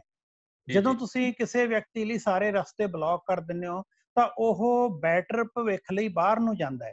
ਜਿਹੜੀ ਸਾਡੇ ਵਿਦਿਆਰਥੀਆਂ ਦੀ ਮਾਈਗ੍ਰੇਸ਼ਨ ਹੈ, ਇਹਦਾ ਜੇ ਅਸੀਂ ਹਿਸਟੋਰੀਕਲ ਪਰਸਪੈਕਟਿਵ ਦੇਖੀਏ ਤਾਂ ਤੁਸੀਂ ਦੇਖਿਆ ਹੋਣਾ ਕਿ ਨਾਰਥ ਅਮਰੀਕਾ, ਜਿਹਨੂੰ ਅਮਰੀਕਾ ਕਹਿੰਦੇ ਆ ਅਸੀਂ, ਜਾਂ ਕੈਨੇਡਾ, ਇੱਥੇ ਜਿਹੜੀ ਪਹਿਲੀ ਮਾਈਗ੍ਰੇਸ਼ਨ ਹੋਈ ਹੈ ਵਾਈਟ ਪਾਪੂਲੇਸ਼ਨ ਦੀ, ਉਹ ਯੂਰਪ ਤੋਂ ਹੋਈ ਹੈ। ਜੀ ਜੀ। ਜਦੋਂ ਯੂਰਪ ਤੋਂ ਵਾਈਟ ਪਾਪੂਲੇਸ਼ਨ ਉੱਥੇ ਗਈ ਹੈ ਤਾਂ ਉਹ ਆਪਣੇ ਚੰਗੇ ਭਵਿੱਖ ਲਈ ਗਈ ਹੈ। ਜਦੋਂ ਹੌਲੀ ਹੌਲੀ ਸਾਡੇ ਹਿੰਦੁਸਤਾਨ ਦੇ ਵਿੱਚ ਲੋਕਾਂ ਨੂੰ ਸੋਝੀ ਆਈ ਕਿ ਸਾਨੂੰ ਵੀ ਚੰਗੇ ਭਵਿੱਖ ਲਈ, ਜਿੱਥੇ ਬੈਟਰ ਅਪਰਚੁਨਿਟੀ ਹੈ, ਬੈਟਰ ਲਿਵਿੰਗ ਕੰਡੀਸ਼ਨ ਹੈ, ਬੈਟਰ ਲਿਵਿੰਗ এনवायरमेंट ਹੈ, ਨਾ ਉੱਥੇ ਲੀਡਰਾਂ ਵੱਲੋਂ ਨਸ਼ੇ ਦੀ ਜਿਹੜੀ ਕਿਸ਼ਤ ਹੈ ਉਹ ਲੋਕਾਂ ਦੇ ਘਰਾਂ 'ਚ ਪਹੁੰਚਾਈ ਜਾਂਦੀ ਹੈ, ਨਾ ਹਰ ਇਲੈਕਸ਼ਨ ਦੇ ਵਿੱਚ ਸਾਨੂੰ ਇਹ ਝੂਠੇ ਵਾਅਦੇ ਸੁਣਨੇ ਪੈਂਦੇ ਆ ਕਿ ਕਿਸੇ ਦੇ ਅਕਾਊਂਟ 'ਚ ਅਸੀਂ 13 ਲੱਖ ਪਾਵਾਂਗੇ। ਇਸ ਤਰੀਕੇ ਨਾਲ ਅਸੀਂ ਜਦੋਂ ਇਹਨਾਂ ਸਾਰੀਆਂ ਗੱਲਾਂ ਨੂੰ ਦੇਖਦੇ ਹਾਂ ਤਾਂ ਉਹਦੇ ਨਾਲ ਵਿਦਿਆਰਥੀ ਹੈ ਜਿਹੜਾ ਉਹ ਦੋਨੋਂ ਆਪਸ਼ਨ ਆਪਣੇ ਸਾਹਮਣੇ ਰੱਖਦਾ ਹੈ ਕਿ ਕੀ ਮੈਂ ਮਜਬੂਰੀ ਦੇ ਵਿੱਚ ਆਪਣੇ ਮੁਲਕ ਦੇ ਵਿੱਚ ਰਹਾਂ ਜਾਂ ਬੈਟਰ ਭਵਿੱਖ ਲਈ ਬਾਹਰ ਜਾਵਾਂ, ਤਾਂ ਉਸ ਨੂੰ ਸੈਕੰਡ ਚੁਆਇਸ ਬਿਹਤਰ ਲੱਗਦੀ ਹੈ। ਤਾਂ ਇਹਦੇ ਨਾਲ ਕੀ ਹੋ ਰਿਹਾ, ਜਿਹੜੀ ਤੁਸੀਂ ਇਕਨੋਮੀ ਦੀ ਗੱਲ ਕਰੀ ਸੀ, ਮੈਂ ਉਹਦੇ ਨਾਲ ਆਪਣੀ ਗੱਲ ਜੋੜਦਾ ਕਿ ਪੰਜਾਬ ਦੇ ਵਿੱਚੋਂ ਪਿਛਲੇ ਦਿਨਾਂ ਦੇ ਵਿੱਚ ਜਿਹੜੀਆਂ ਨਿਊਜ਼ਪੇਪਰ ਦੀਆਂ ਰਿਪੋਰਟਸ ਆਈਆਂ ਜਾਂ ਸਰਵੇ ਆਇਆ, ਤਕਰੀਬਨ 27,000 ਕਰੋੜ ਰੁਪਇਆ ਐਨੂਅਲੀ ਬਾਹਰ ਵਿਦਿਆਰਥੀਆਂ ਦੀ ਫੀਸਾਂ ਦੇ ਰੂਪ ਦੇ ਵਿੱਚ ਜਾ ਰਿਹਾ ਹੈ। ਮੈਨੂੰ ਇਹ ਲੱਗਦਾ ਹੈ ਕਿ ਅਸੀਂ ਕਿਤੇ 5 ਟ੍ਰਿਲੀਅਨ ਦੀ ਜਾਂ ਇਸ ਤੋਂ ਉੱਪਰ ਦੀ ਇਕਨੋਮੀ ਬਣਾਉਂਦੇ ਬਣਾਉਂਦੇ ਜਿਹੜਾ ਸਾਡਾ ਬੇਸ ਹੈ, ਸਾਡੀ ਜਿਹੜੀ ਪਾਪੂਲੇਸ਼ਨ ਜਾਂ ਸਾਡਾ ਨੌਲੇਜ ਬੇਸ ਹੈ ਜਾਂ ਸਾਡਾ ਬ੍ਰੇਨ ਹੈ, ਕਿਤੇ ਸਾਡਾ ਪੰਜਾਬ ਉਸ ਤੋਂ ਬਿਲਕੁਲ ਖਾਲੀ ਜਾਂ ਵਿਰਵਾ ਨਾ ਹੋ ਜੇ। ਇਸ ਕਿਸਮ ਦਾ ਪੰਜਾਬ ਦੇ ਵਿੱਚ ਗਿਆਨ ਦਾ ਸੋਕਾ ਪੈਣ ਦੀਆਂ ਸੰਭਾਵਨਾਵਾਂ ਜਿਹੜੀਆਂ ਅਸੀਂ ਉਹਦੇ ਕਿਨਾਰੇ ਤੇ ਖੜੇ ਹਾਂ। ਜੀ ਜੀ ਜੀ ਜੀ ਡਾਕਟਰ ਸਾਹਿਬ, ਮੈਂ ਇਹਦੇ ਨਾਲ ਹੀ ਗੱਲ ਜਿਹੜੀ ਜੋੜ ਰਿਹਾ ਉਹ ਇਹ ਹੈ ਕਿ ਇਹ ਜਿਹੜਾ ਪਿਛਲੇ ਸਮੇਂ ਦੇ ਵਿੱਚ ਸੰਕਟ ਦੇ ਵਿੱਚ ਆਪਾਂ ਲੰਘ ਰਹੇ ਹਾਂ, ਇਸ ਸੰਕਟ ਕਾਲ ਦਾ ਇੱਕ ਪਹਿਲੂ ਤਾਂ ਇਹ ਸੀ ਕਿ ਅਸੀਂ ਹਿੰਦੁਸਤਾਨ ਦੇ ਅੰਦਰ ਹੀ ਬਹੁਤ ਸਾਰੇ ਜਿਹੜੇ ਪ੍ਰਵਾਸੀ, ਜਿਨ੍ਹਾਂ ਨੂੰ ਅਸੀਂ ਕਹਿੰਦੇ ਆ ਅੰਦਰ ਹੀ ਮਤਲਬ ਜਿਹੜੇ ਪ੍ਰਵਾਸ ਭੋਗ ਰਹੇ ਨੇ, ਇੱਕ ਤਾਂ ਉਹ ਮਜ਼ਦੂਰ ਦਿਖੇ। ਪਰ ਹੁਣ ਇਹ ਪਿਛਲੇ ਦਿਨਾਂ ਦੇ ਵਿੱਚ ਮੈਂ ਅੱਜ ਦੀ ਨਿਊਜ਼ ਹੀ ਹੈ ਕਿ ਕੁਵੈਤ ਤੋਂ ਲਗਭਗ 100-150 ਨੌਜਵਾਨ ਆਇਆ ਤੇ ਉਹਨਾਂ ਨੇ ਵੀ ਗੱਲਾਂ ਉਹੀ ਦੱਸੀਆਂ ਕਿ ਅਸੀਂ ਉੱਥੇ ਰੋਟੀ ਖਾਣ ਤੋਂ ਵੀ ਮਜਬੂਰ ਸੀ, ਸਾਨੂੰ ਰੋਟੀ ਵੀ ਨਹੀਂ ਮਿਲ ਰਹੀ ਸੀ। ਕੀ ਤੁਹਾਨੂੰ ਲੱਗਦਾ ਹੈ ਕਿ ਇਹੀ ਹੁਣੀ ਸਾਡਾ ਨੌਜਵਾਨ ਬਾਹਰਲੇ ਮੁਲਕਾਂ ਦੇ ਵਿੱਚ ਹੰਢਾ ਰਿਹਾ ਹੈ, ਜਿਹੜੀ ਹੁਣੀ ਸਾਡੇ ਪ੍ਰਵਾਸੀ ਮਜ਼ਦੂਰਾਂ ਨੇ ਇੱਥੇ ਹੰਢਾਈ ਹੈ? ਦੇਖੋ ਜਿਹੜੀ ਸਭ ਤੋਂ ਵੱਡੀ ਗੱਲ ਇਹ ਹੋਈ ਕਿ ਸਮਾਜ ਨੂੰ ਸਰਕਾਰ ਤੋਂ ਬਾਅਦ ਪੂੰਜੀਪਤੀ ਚਲਾਉਂਦੇ ਹੈ।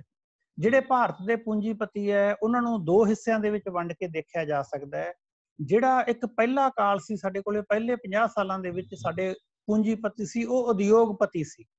ਜਿਹੜਾ ਉਦਯੋਗਪਤੀ ਹੁੰਦਾ ਹੈ ਉਹ ਉਦਯੋਗ ਲਾਉਂਦਾ ਹੈ, ਉਦਯੋਗ ਨਾਲ ਇੰਪਲੋਇਮੈਂਟ ਜਨਰੇਟ ਹੁੰਦੀ ਹੈ, ਇੰਪਲੋਇਮੈਂਟ ਦੇ ਨਾਲ ਤੁਹਾਡੇ ਸਮਾਜ ਦੇ ਵਿੱਚ ਖੁਸ਼ਹਾਲੀ ਆਉਂਦੀ ਹੈ ਤੇ ਲੋਕਾਂ ਨੂੰ ਰੁਜ਼ਗਾਰ ਮਿਲਦਾ ਹੈ, ਪੜ੍ਹੇ ਲਿਖੇ ਬੰਦੇ ਆ ਉਹਦੇ ਨਾਲ ਜੁੜਦੇ ਆ। ਅੱਜ ਕੱਲ ਸਾਡੇ ਕੋਲੇ ਕੀ ਹੋ ਗਿਆ ਕਿ ਸਾਡੇ ਜਿਹੜੇ ਕੈਪੀਟਲਿਸਟ ਹੈ, ਜਿਨ੍ਹਾਂ ਕੋਲੇ ਸਾਡਾ ਧਨ ਹੈ, ਉਹ ਵਪਾਰੀ ਕਿਸਮ ਦੇ ਬੰਦੇ ਆ ਗਏ, ਟ੍ਰੇਡਰ ਕਿਸਮ ਦੇ ਬੰਦੇ ਆ ਗਏ। ਟ੍ਰੇਡਰ ਦਾ ਕੀ ਕੰਮ ਹੈ ਕਿ ਉਹਨੂੰ ਜਿੱਥੋਂ ਸਮਾਨ ਸਸਤਾ ਮਿਲਦਾ ਹੈ ਉਹਨੇ ਸਸਤਾ ਸਮਾਨ ਲਿਆ ਕੇ ਉਸ ਨੂੰ ਬ੍ਰਾਂਡਿੰਗ ਕਰਕੇ ਸਿਰਫ ਵੇਚਣਾ ਹੈ। ਇਹਦੀ ਇੱਕ ਛੋਟੀ ਜਿਹੀ ਐਗਜ਼ਾਮਪਲ ਦਿੰਨਾ ਹੈ ਕਿ ਇਸ ਟ੍ਰੇਡਿੰਗ ਨੇ ਸਾਡੇ ਮੁਲਕ ਦਾ ਸੱਤਿਆਨਾਸ਼ ਕਰਤਾ। ਸਾਡੀ ਇੰਪਲੋਇਮੈਂਟ ਹੈ ਜਿਹੜੀ ਉਹਦਾ ਰੇਟ ਹੈ ਬਹੁਤ ਉਹ ਲੋਅਰ ਲੈਵਲ ਤੇ ਚਲਿਆ ਗਿਆ। ਤੁਸੀਂ ਦੇਖਿਆ ਹੋਣਾ ਕਿਸੇ ਜ਼ਮਾਨੇ 'ਚ ਅੰਮ੍ਰਿਤਸਰ, ਜਲੰਧਰ, ਲੁਧਿਆਣਾ, ਪਟਿਆਲਾ ਇਹ ਆਪਣੇ ਆਪ ਦੇ ਵਿੱਚ ਵੱਖ-ਵੱਖ ਚੀਜ਼ਾਂ ਬਣਾਉਣ ਦੇ ਵਿੱਚ ਇੰਡਸਟਰੀਅਲ ਹੱਬ ਹੁੰਦੇ ਸੀ। ਹੁਣ ਪਿਛਲੇ ਦਿਨਾਂ ਦੇ ਵਿੱਚ ਲੁਧਿਆਣੇ ਦੇ ਵਿੱਚ ਜਿਹੜੇ ਸਾਈਕਲ ਇੰਡਸਟਰੀ ਵਾਲੇ ਲੋਕ ਹੈ ਉਹ ਸਿੱਧਾ ਬਣਿਆ ਬਣਾਇਆ ਸਮਾਨ ਚਾਈਨਾ ਤੋਂ ਲਿਆ ਕੇ ਉਹਦੀ ਟ੍ਰੇਡਿੰਗ ਕਰਕੇ ਆਪਣੇ ਬ੍ਰਾਂਡ ਲਗਵਾ ਕੇ ਉਸ ਨੂੰ ਵੇਚਣ ਦੀ ਕੋਸ਼ਿਸ਼ ਕਰਦੇ ਹੈ। ਇਹਦੇ ਨਾਲ ਕੀ ਹੋ ਰਿਹਾ ਕਿ ਸਾਡੀ ਕਾਟੇਜ ਇੰਡਸਟਰੀ ਹੈ ਜਿਹੜੀ ਉਹ ਬਿਲਕੁਲ ਉਹਦਾ ਸੱਤਿਆਨਾਸ਼ ਹੋ ਗਿਆ। ਇੱਕ ਸਮਾਂ ਸੀ ਜਦੋਂ ਅਸੀਂ ਕਹਿੰਦੇ ਸੀ ਕਿ ਈਸਟ ਇੰਡੀਆ ਕੰਪਨੀ ਆਈ ਹੈ। ਈਸਟ ਇੰਡੀਆ ਕੰਪਨੀ ਦੇ ਆਉਣ ਨਾਲ ਸਾਡੀਆਂ ਮਹਾਰਾਸ਼ਟਰ ਦੀਆਂ ਬਹੁਤ ਸਾਰੀਆਂ ਜਿਹੜੀਆਂ ਕਾਟਨ ਮਿੱਲਾਂ ਹੈ ਉਹ ਬਿਲਕੁਲ ਮਤਲਬ ਬਰਬਾਦੀ ਦੀ ਕਗਾਰ ਤੇ ਚਲੀਆਂ ਗਈਆਂ। ਜਿਹੜੇ ਉਹ ਛੋਟੇ ਛੋਟੇ ਕੰਮ ਕਰਨ ਵਾਲੇ, ਦਸਤਕਾਰੀ ਦੇ ਕੰਮ ਕਰਨ ਵਾਲੇ ਬੰਦੇ ਸੀ ਉਹ ਬਿਲਕੁਲ ਹੀ ਆਪਣੇ ਪ੍ਰੋਫੈਸ਼ਨ ਚੋਂ ਬਾਹਰ ਨਿਕਲ ਗਏ। ਅੱਜ ਕਿਸੇ ਕੰਪਨੀ ਨੂੰ ਉਸ ਕੰਪਨੀ ਵਾਂਗੂ ਆਉਣ ਦੀ ਲੋੜ ਨਹੀਂ ਹੈ। ਅੱਜ ਜਿਹੜੇ ਸਾਡੇ ਕੋਲੇ ਜਿਹੜੀ ਆਨਲਾਈਨ ਮਾਰਕੀਟਿੰਗ ਵਾਲੇ ਕਨਸੈਪਟ ਹੈ ਉਹ ਸਾਡੇ ਬੁਰੀ ਤਰ੍ਹਾਂ ਸਾਡੀ ਇੰਡੀਆ ਦੀ, ਪੰਜਾਬ ਦੀ ਮਾਰਕੀਟ ਨੂੰ ਕੈਪਚਰ ਕਰ ਰਹੇ ਹੈ। ਆਉਣ ਵਾਲੇ ਦਿਨਾਂ 'ਚ ਤੁਸੀਂ ਦੇਖੋਗੇ ਕਿ ਜਿਹੜੇ ਛੋਟੇ ਛੋਟੇ ਕਰਿਆਣਾ ਸਟੋਰ ਹੈ ਜਾਂ ਜਿਹੜੇ ਛੋਟੇ ਛੋਟੇ ਅੱਜ ਕੱਲ ਸਟੋਰ ਸਾਡੇ ਸ਼ਹਿਰਾਂ 'ਚ ਵੀ ਖੁੱਲੇ ਹੋਏ ਹੈ, ਇਹਨਾਂ ਸਾਰਿਆਂ ਨੂੰ ਆਨਲਾਈਨ ਮਾਰਕੀਟ ਨੇ ਕੈਪਚਰ ਕਰ ਲੈਣਾ ਹੈ। ਜਿਹੜੀਆਂ ਵੱਡੀਆਂ ਇੰਡਸਟਰੀਆਂ ਹੈ, ਪਿਛਲੇ ਦਿਨਾਂ ਦੇ ਵਿੱਚ ਇੱਕ ਰਿਲਾਇੰਸ ਤੇ ਫੇਸਬੁੱਕ ਦਾ ਸਮਝੌਤਾ ਹੋਇਆ। ਹਿੰਦੁਸਤਾਨ ਦੇ ਵਿੱਚ ਫਲਿੱਪਕਾਰਟ, ਐਮਾਜ਼ੋਨ ਵਰਗੀਆਂ ਕੰਪਨੀਆਂ ਆ ਗਈਆਂ। ਉਹਨਾਂ ਨੇ ਤੁਹਾਡਾ ਲੂਣ ਤੇਲ ਤੋਂ ਲੈ ਕੇ ਸਾਰਾ ਸਮਾਨ ਵੇਚਣਾ ਸ਼ੁਰੂ ਕਰ ਦੇਣਾ, ਜਿਹਦੇ ਨਾਲ ਲੱਖਾਂ ਦੀ ਗਿਣਤੀ ਦੇ ਵਿੱਚ ਤੁਹਾਡੇ ਛੋਟੇ ਜਿਹੜੇ ਦੁਕਾਨਦਾਰ ਹੈ, ਛੋਟੀ ਇੰਪਲੋਇਮੈਂਟ ਵਾਲੇ ਬੰਦੇ ਹੈ, ਉਹ ਸਾਰਿਆਂ ਨੇ ਅਨਇੰਪਲਾਇਡ ਹੋ ਜਾਣਾ। ਇਸ ਕਰਕੇ ਸਾਡੇ ਸਮਾਜ ਦੇ ਵਿੱਚ ਇਸ ਕਿਸਮ ਦੀ ਅਨਾਰਕੀ ਵਾਲੇ ਹਾਲਾਤ ਬਣ ਰਹੇ ਹੈ ਜਿਨ੍ਹਾਂ ਬਾਰੇ ਬਹੁਤ ਗੰਭੀਰਤਾ ਨਾਲ ਵਿਚਾਰ ਕਰਨ ਦੀ ਲੋੜ ਹੈ ਤੇ ਇਹ ਸਮਾਜ ਦੇ ਵਿੱਚ ਬਹੁਤ ਵੱਡਾ ਸੰਕਟ ਬਣ ਕੇ ਸਾਡੇ ਸਾਹਮਣੇ ਆਉਣ ਜਾ ਰਿਹਾ ਹੈ। ਜੀ ਡਾਕਟਰ ਸਾਹਿਬ, ਇੱਕ ਪਹਿਲੂ ਹੋਰ ਹੈ ਇਸ ਸੰਕਟ ਕਾਲ ਦਾ ਜਿਹੜਾ ਅਸੀਂ ਇਹਨਾਂ ਦਿਨਾਂ ਦੇ ਵਿੱਚ ਦੇਖ ਰਹੇ ਹਾਂ ਕਿ ਇੱਕ ਪਾਸੇ ਤਾਂ ਅਸੀਂ ਜਾ ਕੇ ਬਾਹਰਲੇ ਮੁਲਕਾਂ ਨੂੰ ਸੱਦ ਰਹੇ ਹਾਂ ਕਿ ਇਧਰ ਸਰਮਾਇਆ ਇਨਵੈਸਟ ਕਰੋ, ਅਸੀਂ ਆਪਣਾ ਬੰਦ ਕਰਕੇ ਉਹਨਾਂ ਨੂੰ ਬੁਲਾ ਰਹੇ ਹਾਂ, ਤੇ ਦੂਜੇ ਪਾਸੇ ਇੱਕ ਸਿਆਸੀ ਮਸਲੇ ਦੀ ਆੜ ਦੇ ਵਿੱਚ ਅਸੀਂ ਇੱਕ ਦੇਸ਼ ਦੇ ਬਹੁਤ ਸਾਰੇ ਉਤਪਾਦਾਂ ਤੇ ਪਾਬੰਦੀਆਂ ਲਾ ਰਹੇ ਹਾਂ। ਤੁਹਾਨੂੰ ਕੀ ਲੱਗਦਾ ਹੈ ਕਿ ਇਹ ਸਾਰਾ ਕੁਝ ਉਸ ਸੰਕਟ ਕਾਲ ਦੀਆਂ ਕਮਜ਼ੋਰੀਆਂ ਨੂੰ ਲੁਕਾਉਣ ਦਾ ਇੱਕ ਜ਼ਰੀਆ ਹੈ, ਤਾਂ ਕੋਈ ਸੱਚਮੁੱਚ ਹੀ ਅਸੀਂ ਉਹਨਾਂ ਨਾਲ ਆਰਥਿਕ ਤੌਰ ਤੇ, ਪੱਕੇ ਤੌਰ ਤੇ ਇਸ ਤਰ੍ਹਾਂ ਡਿਟੈਚ ਹੋ ਜਾਵਾਂਗੇ? ਕੀ ਇਹ ਮਸਲਾ ਕੀ ਹੈ ਸਾਰਾ? ਇਹਦੇ ਬਾਰੇ ਥੋੜਾ ਜਿਹਾ ਸਾਡੇ ਵਿਊਅਰਸ ਨੂੰ ਸਮਝਾਓ। ਦੇਖੋ, ਜਦੋਂ ਅਸੀਂ ਅੱਜ ਗਲੋਬਲ ਸਮਾਜ ਦੇ ਵਿੱਚ ਰਹਿ ਰਹੇ ਹਾਂ, ਸਾਨੂੰ ਦੋ ਗੱਲਾਂ ਨੂੰ ਬਿਲਕੁਲ ਠੀਕ ਤਰੀਕੇ ਨਾਲ ਸਮਝ ਲੈਣਾ ਚਾਹੀਦਾ ਹੈ। ਇੱਕ ਤਾਂ ਇਹ ਹੈ ਕਿ ਜਦੋਂ ਸਾਡੇ ਵਿਦਿਆਰਥੀ ਬਾਹਰ ਜਾਂਦੇ ਹੈ ਉਹਨਾਂ ਦੇ ਵਿੱਚੋਂ 90% ਵਿਦਿਆਰਥੀ ਇਹ ਆਸ ਲੈ ਕੇ ਨਹੀਂ ਜਾਂਦੇ ਕਿ ਉਹ ਡਿਗਰੀ ਲੈ ਕੇ ਉੱਥੇ ਆਪਣੇ ਸਕਿੱਲ ਲੈ ਕੇ ਹਿੰਦੁਸਤਾਨ ਦੇ ਵਿੱਚ ਵਾਪਸ ਆਉਣਗੇ। ਉਹਨਾਂ ਦਾ ਪ੍ਰਾਇਮਰੀ ਪਰਪਸ ਇਹ ਹੁੰਦਾ ਹੈ ਕਿ ਉੱਥੇ ਉਹ ਵਰਕ ਪਰਮਿਟ ਲੈਣ, ਉਸ ਤੋਂ ਬਾਅਦ PR ਲੈਣ, ਉਹ ਕੈਨੇਡਾ, ਅਮਰੀਕਾ, ਆਸਟ੍ਰੇਲੀਆ, ਨਿਊਜ਼ੀਲੈਂਡ ਦੇ ਵਿੱਚ ਪੱਕੇ ਵਸਨੀਕ ਬਣ ਸਕਣ। ਇਹ ਉਹਨਾਂ ਦਾ ਉਦੇਸ਼ ਹੁੰਦਾ ਹੈ। ਦੂਸਰੇ ਪਾਸੇ ਜਿਵੇਂ ਤੁਸੀਂ ਗੱਲ ਕਹੀ ਹੈ ਕਿ ਕੀ ਅਸੀਂ ਕਿਸੇ ਮੁਲਕ ਦੀਆਂ ਜਿਹੜੀਆਂ ਵੱਖਰੀਆਂ ਵੱਖਰੀਆਂ ਚੀਜ਼ਾਂ ਉਹਨਾਂ ਤੇ ਰੋਕ ਲਾ ਸਕਦੇ ਹਾਂ, ਇਸ ਦੇ ਵਿੱਚ ਵੀ ਸਾਡੇ ਬਹੁਤ ਬੁਰੀ ਤਰ੍ਹਾਂ ਰਾਜਨੀਤੀ ਹੋ ਰਹੀ ਹੈ। ਰਾਜਨੀਤੀ ਕਿਵੇਂ ਹੋ ਰਹੀ ਹੈ? ਅਸੀਂ ਸਭ ਤੋਂ ਪਹਿਲੀ ਰੋਕ ਹਿੰਦੁਸਤਾਨ ਦੇ ਵਿੱਚ, ਜੇ ਮੈਂ ਨਾਂ ਲੈ ਕੇ ਗੱਲ ਕਰਾਂ, ਚਾਈਨਾ ਦੀਆਂ ਵਸਤਾਂ ਤੇ ਲਾਈ। ਉਹਦੇ ਵਿੱਚ ਅਸੀਂ ਸਭ ਤੋਂ ਪਹਿਲਾਂ ਕਿਹਾ ਕਿ BSNL ਜਿਹੜਾ 5G ਸ਼ੁਰੂ ਕਰ ਰਿਹਾ ਹੈ ਉਸ ਦਾ 450 ਕਰੋੜ ਦਾ ਠੇਕਾ ਹੈ, ਅਸੀਂ ਉਹਨੂੰ ਖਤਮ ਕਰ ਰਹੇ ਹਾਂ।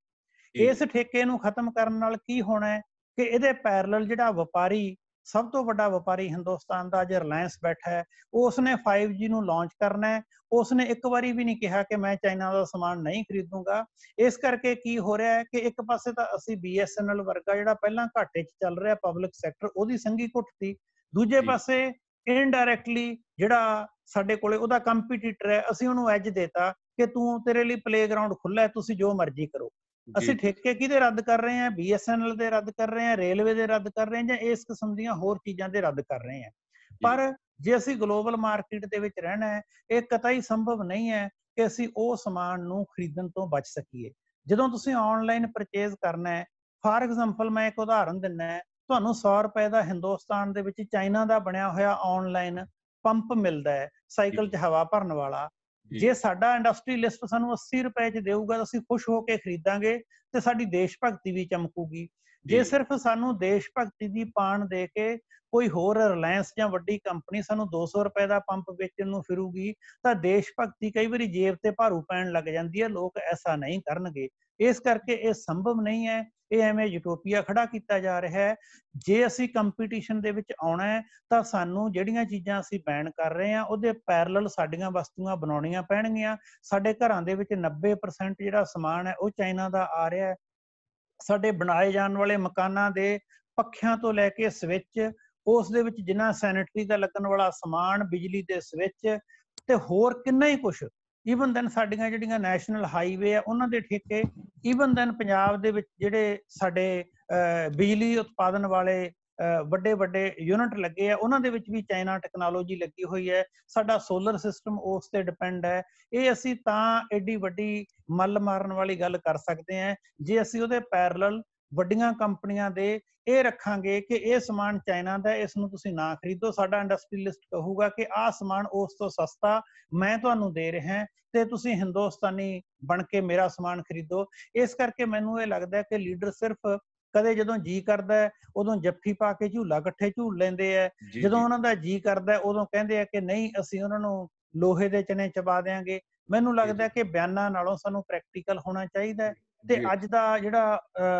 ਵਿਸ਼ਵ ਹੈ ਉਹ ਆਈਸੋਲੇਸ਼ਨ ਦੇ ਵਿੱਚ ਨਹੀਂ ਚੱਲ ਸਕਦਾ, ਨਾ ਅੱਜ ਦਾ ਸਾਹਿਤ ਆਈਸੋਲੇਸ਼ਨ ਦੇ ਵਿੱਚ ਚੱਲ ਸਕਦਾ ਹੈ। ਅੱਜ ਸਾਨੂੰ ਬਹੁਤ ਸਾਰੇ ਵਿਸ਼ਵ ਦੇ ਪ੍ਰਭਾਵ ਕਬੂਲਣੇ ਵੀ ਪੈਣਗੇ। ਸਾਨੂੰ ਸਮਾਨ ਬਾਹਰ ਵੇਚਣਾ ਵੀ ਪਊਗਾ, ਬਾਹਰ ਦਾ ਸਮਾਨ ਲੈਣਾ ਵੀ ਪਊਗਾ। ਇਹ ਪੈਕੇਜ ਡੀਲ ਹੁੰਦੀ ਹੈ। ਇਸ ਕਰਕੇ ਇਸ ਪੈਕੇਜ ਡੀਲ ਦੇ ਵਿੱਚ ਅਸੀਂ ਬਹੁਤਾ ਇਸ ਗੱਲ ਤੋਂ ਬਚ ਨਹੀਂ ਸਕਦੇ। ਜੀ ਡਾਕਟਰ ਸਾਹਿਬ, ਇੱਕ ਡਾਕਟਰ ਸਾਹਿਬ ਆਪਣੇ ਇਸ ਖਾਸ ਤੌਰ ਤੇ ਦੱਖਣ ਏਸ਼ੀਆਈ ਖਿੱਤੇ ਦੇ ਵਿੱਚ ਇੱਕ ਪਿਛਲੇ ਲੰਮੇ ਸਮੇਂ ਤੋਂ ਜਿਹੜੇ ਟ੍ਰੈਂਡ ਚੱਲਦੇ ਨੇ ਇਹ ਹੈ ਕਿ ਜਦੋਂ ਸਰਹੱਦਾਂ ਤੇ ਕੋਈ ਰੌਲਾ ਪੈਂਦਾ ਹੈ, ਜੰਗ ਦੇ ਬੱਦਲ ਮੰਡਰਾਉਂਦੇ ਨੇ, ਤਾਂ ਇਹ ਸਮਝ ਲਓ ਕਿ ਸਿਆਸਤਦਾਨਾਂ ਨੇ ਕੁਝ ਹੋਰ ਕਰਨਾ ਹੁੰਦਾ ਉਹਦੀ ਆੜ ਦੇ ਵਿੱਚ। ਚੋਣਾਂ ਹੁੰਦੀਆਂ ਨੇ ਜਾਂ ਕੋਈ ਤੇਲ ਮਹਿੰਗਾ ਕਰਨਾ ਹੁੰਦਾ ਹੈ ਜਾਂ ਆਪਣੀਆਂ ਕਮਜ਼ੋਰੀਆਂ ਨੂੰ ਛੁਪਾਉਣਾ ਹੁੰਦਾ ਹੈ ਤੇ ਆਮ ਲੋਕਾਂ ਨੂੰ ਇਮੋਸ਼ਨਲੀ ਬਲੈਕਮੇਲ ਕੀਤਾ ਜਾਂਦਾ ਹੈ। ਇਹ ਜਿਹੜਾ ਦੇਸ਼ ਭਗਤੀ ਦਾ ਜਿਹੜਾ ਸਾਰਾ ਚੱਲ ਰਿਹਾ ਇਹਦੇ ਬਾਰੇ ਜ਼ਰੂਰ ਚਾਨਣਾ ਪਾਓ ਤਾਂ ਕਿ ਅਸੀਂ ਥੋੜਾ ਜਿਹਾ ਇਹਦੇ ਖੋਲ ਚੋਂ ਬਾਹਰ ਨਿਕਲ ਸਕੀਏ। ਦੇਸ਼ ਭਗਤੀ ਕੋਈ ਮਾੜੀ ਚੀਜ਼ ਨਹੀਂ ਹੈ। ਦੇਸ਼ ਭਗਤੀ ਜਾਂ ਆਪਣੇ ਵਤਨ ਨਾਲ ਪਿਆਰ ਕਰਨਾ, ਆਪਣੀ ਮਿੱਟੀ ਨਾਲ ਮੋਹ ਰੱਖਣਾ, ਇਹ ਬਹੁਤ ਚੰਗੀ ਗੱਲ ਹੈ। ਈਵਨ ਦੈਨ ਸਾਡੇ ਜਿਹੜੇ ਬੱਚੇ ਜਾਂ ਸਾਡੇ ਜਿਹੜੇ ਐਸਟੈਬਲਿਸ਼ ਬੰਦੇ ਬਾਹਰ ਗਏ ਹੈ ਉਹਨਾਂ ਦੇ ਮਨ 'ਚ ਵੀ ਕਿਤੇ ਨਾ ਕਿਤੇ ਹੁੰਦਾ ਹੈ ਕਿ ਉਹਨਾਂ ਦਾ ਮੁਲਕ ਖੁਸ਼ਹਾਲ ਹੋਵੇ। ਤੁਸੀਂ ਦੇਖਿਆ ਹੋਣਾ ਉਹ ਆਪਣੇ ਸੱਭਿਆਚਾਰ ਨੂੰ ਸੁਰਜੀਤ ਕਰਨ ਵਾਸਤੇ, ਆਪਣੀ ਭਾਸ਼ਾ ਨੂੰ ਬਚਾਉਣ ਵਾਸਤੇ, ਆਪਣੀਆਂ ਖੇਡਾਂ ਨੂੰ ਉੱਨਤ ਕਰਨ ਵਾਸਤੇ ਜਦੋਂ ਵੀ ਆਪਣੇ ਪਿੰਡਾਂ ਦੇ ਵਿੱਚ ਆਉਂਦੇ ਆ ਤਾਂ ਕੋਸ਼ਿਸ਼ ਕਰਦੇ ਆ ਉਹਦੀ ਸਹਾਇਤਾ ਕੀਤੀ ਜਾਵੇ। ਪਰ ਦੂਜੇ ਪਾਸੇ ਇਹ ਹੈ ਕਿ ਜਿਹੜਾ ਸਾਡਾ ਨੇਤਾ ਹੈ, ਅੱਜ ਕੱਲ੍ਹ ਜਿਹੜੀ ਪੋਲਿਟਿਕਸ ਹੈ ਉਹ ਸੇਵਾ ਨੂੰ ਲੈ ਕੇ ਨਹੀਂ ਚੱਲ ਰਹੀ। ਇਹ ਉਸ ਤਰੀਕੇ ਨਾਲ ਹੀ ਚੱਲਦੀ ਹੈ ਜਿਵੇਂ ਮਾਰਕੀਟ ਦੇ ਵਿੱਚ ਕਿਸੇ ਬੰਦੇ ਨੇ ਕੋਈ ਪ੍ਰੋਡਕਟ ਉਤਾਰਨਾ ਹੁੰਦਾ ਹੈ, ਉਹਦੇ ਲਈ ਉਹ ਇੱਕ PR ਏਜੰਸੀ ਹਾਇਰ ਕਰਦਾ ਹੈ ਜਿਹੜੀ ਉਸ ਦੀ ਬ੍ਰਾਂਡਿੰਗ ਕਰਦੀ ਹੈ। ਅੱਜ ਦੇ ਸਮੇਂ ਦੇ ਵਿੱਚ ਤੁਸੀਂ ਦੇਖਿਆ ਹੋਣਾ, ਜੇ ਮੈਂ ਪੰਜਾਬ ਦੀ ਗੱਲ ਕਰਾਂ, ਪਿਛਲੇ ਦਿਨਾਂ ਦੀਆਂ ਜਿਹੜੀਆਂ ਪੰਜਾਬ ਦੀਆਂ ਚੋਣਾਂ ਹੋਈਆਂ ਉਹਦੇ ਵਿੱਚ ਬਕਾਇਦਾ ਰੂਪ ਦੇ ਵਿੱਚ 500-600 ਕਰੋੜ ਰੁਪਏ ਦੇ ਕੇ ਇੱਕ PR ਏਜੰਸੀ ਹਾਇਰ ਕਰੀ ਗਈ। ਉਹ PR ਏਜੰਸੀ ਨੇ ਦੱਸਿਆ ਕਿ ਤੁਸੀਂ ਕੌਫੀ ਕਿੱਥੇ ਬੈਠ ਕੇ ਪੀਣੀ ਹੈ, ਕਿਸ ਕਿਸਮ ਦੇ ਕੱਪੜੇ ਪਾਉਣੇ ਆ, TV ਤੇ ਕੀ ਕਹਿਣਾ ਹੈ, ਲੋਕਾਂ ਨਾਲ ਵਾਅਦੇ ਕਿਹੜੇ ਕਰਨੇ ਆ, ਆਮ ਲੋਕਾਂ ਨੂੰ ਸੋਸ਼ਲ ਮੀਡੀਆ ਦੇ ਭੰਬਲ ਭੂਸੇ 'ਚ ਕਿਵੇਂ ਪਾਉਣਾ ਹੈ। ਇਹਦੇ ਨਾਲ ਕੀ ਹੁੰਦਾ ਹੈ ਕਿ ਉਹ ਲੋਕਾਂ ਨੂੰ ਕਿਸੇ ਨਾ ਕਿਸੇ ਮੁੱਦੇ ਤੇ ਇਮੋਸ਼ਨਲੀ ਐਕਸਪਲੋਇਟ ਕਰਦੇ ਹੈ। ਜਾਂ ਇੱਕ ਦੂਸਰਾ ਟ੍ਰੈਂਡ ਅੱਜ ਕੱਲ੍ਹ ਬੜਾ ਚੱਲਿਆ ਹੈ ਕਿ ਕਿਸੇ ਵੀ ਛੋਟੇ ਮਸਲੇ ਨੂੰ ਲੈ ਕੇ ਉੱਚੀ ਰੌਲਾ ਪਾਇਆ ਜਾਂਦਾ ਹੈ ਕਿ ਗਬਨ ਹੋ ਗਿਆ, ਘੁਟਾਲਾ ਹੋ ਗਿਆ, ਇਸ ਕਿਸਮ ਦੀ ਗੱਲ ਹੋ ਗਈ। ਪਰ ਜਦੋਂ ਅਸਲ ਦੇ ਵਿੱਚ ਉਹਦੇ ਚੋਂ ਨਿਕਲਦਾ ਕੁਛ ਨਹੀਂ, ਲੋਕਾਂ ਦੀਆਂ ਮੂਲ ਸਮੱਸਿਆ ਤੋਂ ਧਿਆਨ ਹਟਾਉਣ ਖਾਤਰ ਵਾਰੀ ਬਦਲ ਕੇ ਸਾਡੇ ਨੇਤਾ ਖੇਡ ਰਹੇ ਹੈ। ਤੁਸੀਂ ਦੇਖੋ, ਇੱਕ ਪਾਸੇ ਉਹ ਕਹਿ ਰਿਹਾ ਸਮਾਜ ਦੀ ਸੇਵਾ ਕਰ ਰਹੇ ਹੈ, ਸਾਡੇ ਦੇਸ਼ ਦੇ ਵਿੱਚ ਰੌਲਾ ਪਾਇਆ ਜਾ ਰਿਹਾ, ਪਿਛਲੇ ਦਿਨਾਂ 'ਚ ਰੌਲਾ ਪੈ ਰਿਹਾ ਸੀ ਕਿ 12 ਗੱਡੀਆਂ ਸਰਕਾਰ ਨੇ ਨਵੀਆਂ ਖਰੀਦ ਲਈਆਂ, ਆਪੋਜੀਸ਼ਨ ਰੌਲਾ ਪਾ ਰਹੀ ਹੈ। ਉਹਦੇ ਨਾਲ ਆਮ ਲੋਕਾਂ ਨੂੰ ਲੱਗਦਾ ਹੈ ਕਿ ਦੇਖੋ ਆਪੋਜੀਸ਼ਨ ਕਿੰਨਾ ਵਧੀਆ ਰੋਲ ਪਲੇ ਕਰਦੀ ਹੈ, ਛੋਟੀ ਛੋਟੀ ਗੱਲ ਦਾ ਧਿਆਨ ਰੱਖ ਰਹੀ ਹੈ। ਉਹ ਭਾਈ ਜਿਹੜੇ ਰੌਲਾ ਪਾਉਣ ਵਾਲੇ ਹੋ ਤੁਸੀਂ 8-8 ਪੈਨਸ਼ਨਾਂ ਲਈ ਜਾਂਦੇ ਹੋ, ਤੁਹਾਡੇ 5-500 ਸਿਕਿਉਰਿਟੀ ਗਾਰਡ ਲੱਗੇ ਹੋਏ ਹੈ, ਤੁਹਾਡਾ ਮਹੀਨੇ ਦਾ ਖਰਚਾ ਜਿਹੜਾ ਉਹ ਕਰੋੜਾਂ ਰੁਪਏ ਦੇ ਵਿੱਚ ਚਲਾ ਜਾਂਦਾ ਹੈ। ਜੇ 10 ਗੱਡੀਆਂ ਤੇ ਰੌਲਾ ਪਾ ਲਓਗੇ, ਪਹਿਲਾਂ ਆਪਣਾ ਉਹ ਪੁਰਾਣਾ ਜਿਹੜਾ ਸਮਾਨ ਤੁਸੀਂ ਸਰਕਾਰ ਦਾ ਲੈ ਕੇ ਸਰਕਾਰ ਦੇ ਖਜ਼ਾਨੇ ਦੀ ਬਰਬਾਦੀ ਕਰ ਰਹੇ ਹੋ, ਉਸ ਵੱਲ ਤਾਂ ਮਾੜਾ ਜਿਹਾ ਧਿਆਨ ਦਿਓ। ਤੁਸੀਂ ਦੇਖਿਆ ਹੋਣਾ ਕਿ ਇੱਕ ਬੰਦਾ ਆਪਦੇ ਕੋਲੋਂ ਚਿੱਠੀ ਲਿਖ ਕੇ ਕਿ ਮੈਨੂੰ ਬਹੁਤ ਥ੍ਰੈਟ ਹੈ, 10-10 ਗਨਮੈਨ ਲਈ ਫਿਰਦਾ। ਤੁਸੀਂ ਅਸੀਂ ਲੋਕ ਜਿਹੜੇ ਟੈਕਸ ਪੇ ਕਰਨ ਵਾਲੇ ਲੋਕ ਹੈ, ਸਾਡੀ ਪਾਕਟ ਦੇ ਵਿੱਚੋਂ ਜਿਹੜਾ ਪੈਸਾ ਜਾਂਦਾ ਹੈ ਉਹ ਸਿਹਤ ਦੇ ਉੱਪਰ, ਸਿੱਖਿਆ ਦੇ ਉੱਪਰ, ਸੜਕਾਂ ਦੇ ਉੱਪਰ, ਹਸਪਤਾਲ ਬਣਾਉਣ ਦੇ ਉੱਪਰ ਲੱਗਣ ਦੀ ਥਾਂ ਤੇ ਸਾਡੇ ਸਕੂਲਾਂ ਦਾ ਬੁਰਾ ਹਾਲ ਹੈ। ਉਹਨਾਂ ਬੰਦਿਆਂ ਨੂੰ ਜਿਹੜੇ ਆਪ ਪੰਗੇ ਲੈ ਕੇ ਖਤਰੇ ਸਹੇੜਦੇ ਆ, ਉਹਨਾਂ ਨੂੰ ਸੁਰੱਖਿਆ ਪ੍ਰਦਾਨ ਕਰਨ ਤੇ ਖਰਚ ਹੋਈ ਜਾਂਦਾ ਹੈ। ਇਸ ਕਰਕੇ ਮੈਨੂੰ ਇਹ ਲੱਗਦਾ ਹੈ ਕਿ ਸਾਨੂੰ ਇਸ ਕਿਸਮ ਦਾ ਏਜੰਡਾ ਲੈ ਕੇ ਚੱਲਣਾ ਚਾਹੀਦਾ ਹੈ ਕਿ ਜਿਹੜੇ ਬੰਦੇ ਵਾਕਈ ਸਮਾਜ ਦੀ ਸੇਵਾ ਕਰ ਸਕਣ ਉਹਨਾਂ ਨੂੰ ਅੱਗੇ ਲੈ ਕੇ ਆਈਏ। ਪਰ ਇਹੋ ਜਿਹੇ ਬੰਦੇ ਲੱਭਣ ਕਿੱਥੋਂ? ਜਿਹੋ ਜਿਹਾ ਸਮਾਜ ਹੈ, ਸਮਾਜ ਦੇ ਵਿੱਚ ਉਹੋ ਜਿਹੇ ਬੰਦੇ ਮਿਲਣਗੇ। ਜਦੋਂ ਲੀਡਰਾਂ ਨੂੰ ਕਿਹਾ ਜਾਂਦਾ ਹੈ ਕਿ ਤੁਸੀਂ ਇਸ ਕਿਸਮ ਦੇ ਹੋ ਗਏ, ਤਾਂ ਲੀਡਰ ਵੀ ਕਿਉਂ ਜਵਾਬ ਦਿੰਦੇ ਆ ਕਿ ਤੁਸੀਂ ਵੋਟ ਪਾਉਣ ਵੇਲੇ ਬੋਤਲ ਲੈ ਕੇ ਵੋਟ ਪਾ ਦਿੰਦੇ ਹੋ।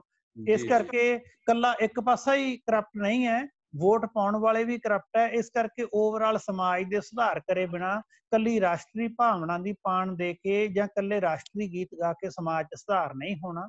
ਸਾਨੂੰ ਆਪਣਾ ਆਲਾ ਦੁਆਲਾ, ਸਾਨੂੰ ਸਾਡੇ ਸਮਾਜ ਨੂੰ ਸੁਧਾਰਨ ਵਾਸਤੇ ਲੋਕਾਂ 'ਚ ਚੇਤਨਾ ਦੀ ਲਹਿਰ ਜਗਾਉਣੀ ਚਾਹੀਦੀ ਹੈ। ਸਾਡੇ ਕਵੀਆਂ ਨੂੰ ਵੀ ਚਾਹੀਦਾ ਹੈ ਕਿ ਉਹ ਸਮਾਜ ਦੇ ਮੁੱਦਿਆਂ ਤੇ ਸਾਹਮਣਿਓਂ ਖੜੇ ਹੋ ਕੇ ਲੜਨ। ਜਿਹੜੇ ਰਾਜਿਆਂ ਨੂੰ ਗੁਰੂ ਨਾਨਕ ਦੇਵ ਜੀ, ਗੁਰੂ ਗੋਬਿੰਦ ਸਿੰਘ ਜੀ ਸ਼ੀਂਹ ਕਹਿ ਕੇ ਗਏ ਹੈ, ਜਿਨ੍ਹਾਂ ਨੂੰ ਉਹ ਕਹਿ ਕੇ ਗਏ ਹੈ ਕਿ ਮਲਕ ਭਾਗੋ ਵਾਲੀ ਤੇ ਕੋਧਰੇ ਦੀ ਰੋਟੀ ਵਾਲਾ ਕਨਸੈਪਟ ਦੇ ਕੇ ਗਏ ਹੈ, ਉਸ ਕਿਸਮ ਨਾਲ ਸਾਨੂੰ ਵੀ ਲਕੀਰ ਕੱਢਣੀ ਪਊ। ਸਾਨੂੰ ਚੋਰ ਨੂੰ ਚੋਰ ਕਹਿਣਾ ਪਊ, ਸੱਚ ਨੂੰ ਸੱਚ ਕਹਿਣਾ ਪਊ। ਜਦੋਂ ਸਾਡੀ ਕਲਮ ਇਸ ਕਿਸਮ ਦੀਆਂ ਗੱਲਾਂ ਲਿਖਣ ਲੱਗ ਗਈ, ਜਦੋਂ ਅਸੀਂ ਸਾਡੀ ਕਲਮ ਨੂੰ ਯੂਟੋਪੀਆ ਚੋਂ ਬਾਹਰ ਲਿਆ ਕੇ ਬਿਲਕੁਲ ਤਲਵਾਰ ਵਾਂਗੂ ਲੈ ਕੇ ਤੁਰੇ, ਤਾਂ ਉਦੋਂ ਸਾਡੇ ਸਮਾਜ ਦੇ ਵਿੱਚ ਸੁਧਾਰ ਹੋਣ ਦੀ ਜ਼ਰੂਰ ਗੁੰਜਾਇਸ਼ ਬਣੂਗੀ। ਜੀ ਡਾਕਟਰ ਸਾਹਿਬ, ਮੈਂ ਇੱਕ ਸਰ ਇਤਿਹਾਸਕ ਪਰਸਪੈਕਟਿਵ ਨਾਲ ਤੁਹਾਨੂੰ ਜੋੜਨਾ ਚਾਹਨਾ। ਉਹ ਇਹ ਸੀ ਕਿ ਇੱਕ ਦੌਰ ਸੀ ਜਦੋਂ ਬਹੁਤ ਪਹਿਲਾਂ ਸਾਡੇ ਨੌਜਵਾਨ ਵਿਦੇਸ਼ਾਂ 'ਚ ਗਏ, ਜਿਹਦੇ ਵਿੱਚ ਸਾਡੇ ਗਦਰੀ ਬਾਬੇ ਸੀ, ਕਰਤਾਰ ਸਿੰਘ ਸਰਾਭੇ ਵਰਗੇ ਨਾਇਕ ਸੀ ਸਾਡੇ, ਜਿਹੜੇ ਉਹ ਬਾਅਦ ਦੇ ਵਿੱਚ ਕਿਸੇ ਰੂਪ ਦੇ ਵਿੱਚ ਮੋਟੀਵੇਟ ਹੋ ਕੇ ਹਿੰਦੁਸਤਾਨ ਦੇ ਵਿੱਚ ਵਾਪਸ ਆਏ ਤੇ ਉਹਨਾਂ ਨੇ ਹਿੰਦੁਸਤਾਨ ਨੂੰ ਠੀਕ ਕਰਨ ਦੇ ਵਿੱਚ ਆਪਣੀ ਜਿਹੜੀ એનર્ਜੀ ਲਾਈ। ਕਾਮਯਾਬ ਹੋਏ ਜਾਂ ਨਹੀਂ ਹੋਏ ਇੱਕ ਵੱਖਰਾ ਇਸ਼ੂ ਹੈ। ਅੱਜ ਦੇ ਦੌਰ ਦੇ ਵਿੱਚ ਬਹੁਤ ਸਾਰਾ ਯੂਥ ਜਿਹੜਾ ਸਾਡਾ ਬਾਹਰ ਜਾ ਰਿਹਾ ਹੈ, ਤੁਹਾਨੂੰ ਕੀ ਲੱਗਦਾ ਕਿ ਉਹ ਕਿਸੇ ਰੂਪ ਦੇ ਵਿੱਚ, ਚਾਹੇ ਮੁੜ ਕੇ ਨਾ ਆਵੇ, ਕਿ ਕਿਸੇ ਰੂਪ ਦੇ ਵਿੱਚ ਇਸ ਹਿੰਦੁਸਤਾਨ ਦੀ ਸਥਿਤੀ ਨੂੰ ਬਦਲਣ ਦੇ ਵਿੱਚ ਉਹਦਾ ਕੋਈ ਯੋਗਦਾਨ ਬਣ ਸਕਦਾ ਹੈ? ਜਿਹੜਾ ਗਿਆ ਸੋ ਗਿਆ ਬਸ? ਨਹੀਂ, ਬਿਲਕੁਲ ਕਰ ਸਕਦਾ ਜੀ। ਮੈਂ ਬਾਹਰ ਜਦੋਂ ਵੀ ਜਾਂਦਾ, ਬਹੁਤ ਵਾਰੀ ਉੱਥੇ ਵੀ ਗੱਲਬਾਤ ਕਰਨ ਦਾ ਮੌਕਾ ਮਿਲਦਾ ਹੈ। ਮੈਂ ਬਾਹਰ ਵਾਲੇ ਵੀਰਾਂ ਨੂੰ ਇਹੀ ਬੇਨਤੀ ਕਰਦਾ ਹੁੰਦਾ ਕਿ ਹੁਣ ਤੁਸੀਂ ਸਕੂਲਾਂ ਨੂੰ ਦਾਨ, ਛੱਪੜ ਭਰਨ ਲਈ ਜਾਂ ਬਣਾਉਣ ਲਈ ਦਾਨ, ਜਾਂ ਉੱਥੇ 2 ਕਮਰੇ ਬਣਾਉਣ ਲਈ ਦਾਨ ਨਾ ਦਿਓ। ਹੁਣ ਤੁਸੀਂ ਆਪਣਾ ਗਿਆਨ ਦਿਓ। ਤੁਸੀਂ ਦੇਖੋ, ਸਾਡੇ ਲੋਕ ਪਿਛਲੇ ਦਿਨਾਂ ਦੇ ਵਿੱਚ ਮੈਂ ਇੱਕ ਇੰਟਰਵਿਊ ਸੁਣ ਰਿਹਾ ਸੀ ਨਿਊਜ਼ੀਲੈਂਡ ਦੀ, ਜਾਂ ਆਸਟ੍ਰੇਲੀਆ ਦੇ ਵਿੱਚ ਸਾਡੇ 4-4 ਹਜ਼ਾਰ ਏਕੜ ਦੇ ਲੋਕਾਂ ਦੇ ਫਾਰਮ ਹੈ ਤੇ ਪੰਜਾਬੀਆਂ ਨੇ ਉੱਥੇ ਆਪਣੀ ਫਾਰਮਿੰਗ ਦੇ ਵਿੱਚ ਧਾਕ ਜਮਾਈ ਹੋਈ ਹੈ। ਸਾਡੇ ਦਿੱਕਤ ਕੀ ਹੈ ਕਿ ਅਸੀਂ ਅੱਜ ਵੀ 40 ਸਾਲ ਪੁਰਾਣੀ ਟੈਕਨੋਲੋਜੀ ਤੇ ਖੜੇ ਹੋਏ ਹਾਂ। ਜੇ ਸਾਡੇ ਸਮਾਜ ਦੇ ਵਿੱਚ ਚੇਂਜ ਲੈ ਕੇ ਆਉਣੀ ਹੈ, ਜੇ ਅਸੀਂ ਚਾਹੁੰਦੇ ਹਾਂ ਕਿ ਬਾਹਰਲੇ ਬੰਦੇ ਇੱਥੇ ਆ ਕੇ ਕੰਮ ਕਰਨ, ਤਾਂ ਸਾਨੂੰ ਉਹਨਾਂ ਲਈ ਉਹ ਜਿਹਾ ਸਪੇਸ ਤਿਆਰ ਕਰਨਾ ਪਊਗਾ। ਸਾਡੇ ਕਿੰਨੀ ਕੁ ਪੰਜਾਬ ਦੇ ਵਿੱਚ ਇੰਜੀਨੀਅਰਿੰਗ ਕਾਲਜ ਹੈ ਜਿਨ੍ਹਾਂ ਨੂੰ ਅਸੀਂ ਇਹ ਕਿਹਾ ਹੋਇਆ ਹੈ ਕਿ ਪੰਜਾਬ ਐਗਰੀਕਲਚਰ ਸਟੇਟ ਹੈ, ਕਮ ਸੇ ਕਮ ਇੱਕ BTech ਤੁਸੀਂ ਐਗਰੀਕਲਚਰ ਰਿਲੇਟਡ ਕਰਾਓ, ਐਗਰੀਕਲਚਰ ਅਪਲਾਇੰਸਿਸ ਤੇ ਕਰਵਾਓ। ਸਾਡੇ ਅੱਜ ਵੀ ਜਿਹੜਾ ਫੂਡ ਹੈ, ਅੱਜ ਵੀ ਉਹ ਫੂਡ ਖੇਤ ਦੇ ਵਿੱਚੋਂ ਪੱਟ ਕੇ ਉਹਦਾ 20-25% ਵੇਸਟ ਹੋ ਜਾਂਦਾ, ਆਉਂਦੇ ਆਉਂਦੇ ਕੁਝ ਗਲ ਜਾਂਦਾ ਹੈ। ਸਾਡੇ ਕਦੇ ਤਾਂ ਟਮਾਟਰ 1 ਰੁਪਏ ਕਿਲੋ ਹੁੰਦੇ ਆ, ਕਦੇ 40 ਰੁਪਏ ਕਿਲੋ। ਇਹ ਕਿੱਡੀ ਕੁ ਵੱਡੀ ਟੈਕਨੋਲੋਜੀ ਦੀ ਲੋੜ ਹੈ ਕਿ ਅਸੀਂ ਉਹਨਾਂ ਦੀ ਸ਼ੈਲਫ ਲਾਈਫ, ਉਹਨਾਂ ਦੀ ਪ੍ਰੋਪਰ ਸਟੋਰੇਜ ਤੇ ਪੈਕਿੰਗ ਕਰਕੇ 6 ਮਹੀਨੇ ਨਹੀਂ ਕਰ ਸਕਦੇ। ਸਾਡੇ ਪੰਜਾਬ ਦੇ ਵਿੱਚ ਅੱਜ ਇੱਕ ਵੀ ਪਾਊਡਰ ਪਲਾਂਟ ਹੈ ਨਹੀਂ। 5-6 ਕਰੋੜ ਦਾ ਇਟਲੀ ਤੋਂ ਮਿਲਦਾ ਹੈ ਐਗ ਪਾਊਡਰ ਪਲਾਂਟ ਲਾਇਆ ਜਾ ਸਕਦਾ, ਜਿਹਦੇ ਨਾਲ ਐਗ ਦੀ ਸ਼ੈਲਫ ਲਾਈਫ ਹੈ ਜਿਹੜੀ ਉਹ 6 ਮਹੀਨੇ ਤੱਕ ਹੋ ਜੇ। ਸਾਡੇ ਕਿਸਾਨ ਨੂੰ ਨਾ ਤਾਂ ਐਗ ਸਿੱਟਣਾ ਪਵੇ। ਤੁਸੀਂ ਦੇਖਿਆ ਹੋਣਾ ਕਿ ਜਾਂ ਸਾਡੇ ਆਲੂ ਹੈ ਜਿਹੜੇ ਉਹ 20 ਰੁਪਏ ਕਿਲੋ ਵਿਕਦੇ ਆ, ਜਾਂ ਕਿਸਾਨ ਰਾਤ ਨੂੰ ਉਹਨਾਂ ਨੂੰ ਸੜਕ ਦੇ ਕਿਨਾਰੇ ਸਿੱਟ ਕੇ ਜਾਂਦਾ ਹੈ। ਇਸ ਕਰਕੇ ਮੈਂ ਇਹ ਕਹਿ ਰਿਹਾ ਕਿ ਜੇ ਸਾਡੀ ਸਰਕਾਰਾਂ ਟੈਕਨੋਲੋਜੀ ਦੇਣਗੀਆਂ, ਇੱਥੇ ਸਪੇਸ ਦੇਣਗੀਆਂ, ਲੋਕਾਂ ਨੂੰ ਇਨਵਾਈਟ ਕਰਨਗੀਆਂ ਕਿ ਤੁਸੀਂ ਆਓ, ਇਮਾਨਦਾਰੀ ਉਹਨਾਂ ਦੇ ਕਿਸਮ ਦੇ ਵਿੱਚੋਂ ਝਲਕੇ। ਇਹ ਇਸ ਕਿਸਮ ਦੀ ਗੱਲ ਨਹੀਂ ਹੋਣੀ ਚਾਹੀਦੀ ਕਿ ਦਿਖਾਵਾ ਕੁਝ ਹੋਰ ਤੇ ਅੰਦਰੋਂ ਕੁਝ ਹੋਰ। ਇਹ ਕਹਿਣ ਕਿ ਅਸੀਂ ਤਾਂ ਕੁਝ ਨਹੀਂ ਲੈ ਰਹੇ, ਉਦੋਂ ਪਤਾ ਲੱਗੇ ਕਿ ਸਾਡੇ ਰਾਜਸ਼ਾਹੀ ਦੇ ਲੋਕ ਜਿਹੜੇ ਤਖਤ ਤੇ ਬੈਠੇ ਹੈ, ਉਹ ਕਹਿਣ ਜੀ ਅਸੀਂ ਪੈਨਸ਼ਨਾਂ ਵੀ 5 ਲੈਣੀਆਂ, ਅਸੀਂ ਇਨਕਮ ਟੈਕਸ ਵੀ ਨਹੀਂ ਦੇਣਾ, ਤੇ ਸਾਨੂੰ ਸਹੂਲਤਾਂ ਵੀ ਸਾਰੀਆਂ ਚਾਹੀਦੀਆਂ। ਇਸ ਕਿਸਮ ਦੀ ਬਦਦਿਆਨਤਦਾਰੀ ਦੇ ਵਿੱਚ ਅਸੀਂ ਕਿਸੇ ਬੰਦੇ ਨੂੰ ਇਮਾਨਦਾਰੀ ਨਾਲ ਇਨਵਾਈਟ ਨਹੀਂ ਕਰ ਸਕਦੇ ਕਿ ਤੂੰ ਆ ਕੇ ਆਪਣੇ ਮੁਲਕ ਦੇ ਵਿੱਚ ਕੋਈ ਕੰਮ ਕਰ। ਇਸ ਕਰਕੇ ਜੇ ਅਸੀਂ ਸਾਵਾਂ ਮਾਹੌਲ ਬਣਾਵਾਂਗੇ, ਬਹੁਤ ਸਾਰੇ ਵਿਦੇਸ਼ਾਂ ਦੇ ਵਿੱਚ ਬੈਠੇ ਹੋਏ ਲੋਕ ਮਿਲਦੇ ਹੈ ਜਿਹੜੇ ਪੰਜਾਬ 'ਚ ਇਨਵੈਸਟਮੈਂਟ ਕਰਨ ਨੂੰ ਵੀ ਤਿਆਰ ਹੈ, ਪਰ ਉਹ ਇਸ ਗੱਲੋਂ ਘਬਰਾਉਂਦੇ ਹੈ ਕਿ ਕਿਤੇ ਇਹ ਨਾ ਹੋਵੇ ਕਿ ਜਦੋਂ ਉਹ ਪੰਜਾਬ 'ਚ ਇੱਕ ਵਾਰੀ ਜਾਣ ਤਾਂ ਵਾਪਸ ਉਹ ਮੁੜਨ ਜੋਗਰੇ ਨਾ ਰਹਿਣ। ਜੇ ਉਹਨਾਂ ਨੂੰ ਲੱਗੂਗਾ ਕਿ ਪੰਜਾਬ ਦੇ ਵਿੱਚ ਸ਼ਾਂਤੀ ਹੈ, ਪੰਜਾਬ ਦੇ ਵਿੱਚ ਨਸ਼ਿਆਂ ਦੇ ਉੱਪਰ ਕਾਬੂ ਹੈ, ਪੰਜਾਬ ਦੇ ਵਿੱਚ ਸਖਾਵਾਂ ਮਾਹੌਲ ਹੈ, ਪੰਜਾਬ ਦੇ ਵਿੱਚ ਮਾਰਕੀਟਿੰਗ ਲਈ ਬਹੁਤ ਸਾਰੀਆਂ ਸਹੂਲਤਾਂ ਮਿਲ ਸਕਦੀਆਂ, ਤਾਂ ਉਹ ਆ ਕੇ ਇੱਥੇ ਇਨਵੈਸਟ ਕਰਨ ਨੂੰ ਵੀ ਤਿਆਰ ਹੈ। ਕੋਈ ਕਾਰਨ ਨਹੀਂ ਹੈ ਕਿ ਉਹ ਵਾਪਸ ਨਾ ਆ ਸਕਣ ਜੇ ਉਹਨਾਂ ਨੂੰ ਸਾਵਾਂ ਮਾਹੌਲ ਬਣਾ ਕੇ ਦਿੱਤਾ ਜਾਵੇ। ਜੀ ਡਾਕਟਰ ਸਾਹਿਬ, ਡਾਕਟਰ ਸਾਹਿਬ ਮੇਰੇ ਵੱਲੋਂ ਆਖਰੀ ਸਵਾਲ, ਉਸ ਤੋਂ ਬਾਅਦ ਆਪਾਂ ਕੁਝ ਸਵਾਲ ਸਾਡੇ ਆਡੀਅנס ਵੱਲੋਂ ਲਵਾਂਗੇ। ਆਖਰੀ ਸਵਾਲ ਇਹ ਹੈ ਕਿ ਹਿੰਦੁਸਤਾਨੀ ਇਸ ਵੇਲੇ ਅਸੀਂ ਦਾਅਵਾ ਕਰ ਰਹੇ ਹਾਂ ਕਿ ਸਾਡੇ ਕੋਲੇ ਸਭ ਤੋਂ ਵੱਧ ਨੌਜਵਾਨ ਨੇ ਪੂਰੇ ਸੰਸਾਰ ਦੇ ਵਿੱਚ। ਲਗਭਗ 138 ਕਰੋੜ ਦੀ ਆਬਾਦੀ ਦੇ ਵਿੱਚੋਂ 60 ਕਰੋੜ ਦੇ ਕਰੀਬ ਲੋਕ ਨੇ ਜਿਹੜੇ 35 ਸਾਲ ਤੱਕ ਦੀ ਉਮਰ ਦੇ ਨੇ। ਪਰ ਜਿਹੜੀ ਸਥਿਤੀ ਇਹ ਹੈ ਕਿ ਉਹ ਜਿਹੜੇ 60 ਕਰੋੜ ਲੋਕ ਨੇ ਉਹ ਜਾਂ ਤਾਂ ਅਲੱਗ-ਥਲੱਗ ਹੋ ਰਹੇ ਨੇ, ਉਹਨਾਂ ਦਾ ਸਮਾਜਿਕ ਸਰੋਕਾਰਾਂ ਨਾਲ ਕੋਈ ਵਾਹ ਨਹੀਂ ਰਿਹਾ ਹੈਗਾ, ਜਾਂ ਫਿਰ ਉਹ ਡਿਪਰੈਸ਼ਨ ਦੇ ਵਿੱਚ ਨੇ, ਜਾਂ ਫਿਰ ਉਹ ਸੜਕਾਂ ਤੇ ਨੇ, ਬੇਰੁਜ਼ਗਾਰ ਨੇ। ਜੇ ਇੱਕ ਦੇਸ਼ ਆਪਣੇ 60 ਕਰੋੜ ਲੋਕਾਂ ਨੂੰ ਸੁਪਨੇ ਹੀ ਨਹੀਂ ਦੇ ਸਕਦਾ ਹੈਗਾ, ਤਾਂ ਤੁਸੀਂ ਕੀ ਰੋਸ਼ਨੀ ਦੀ ਕਿਰਨ ਕਿੱਥੋਂ ਮਹਿਸੂਸ ਕਰਦੇ ਹੋ ਕਿ ਕੀ ਹੋਊਗਾ ਜਿੱਥੇ ਅਸੀਂ ਥੋੜਾ ਜਿਹਾ ਕੋਈ ਬੈਲੈਂਸ ਕਰ ਸਕੀਏ ਆਪਣੇ ਆਪ?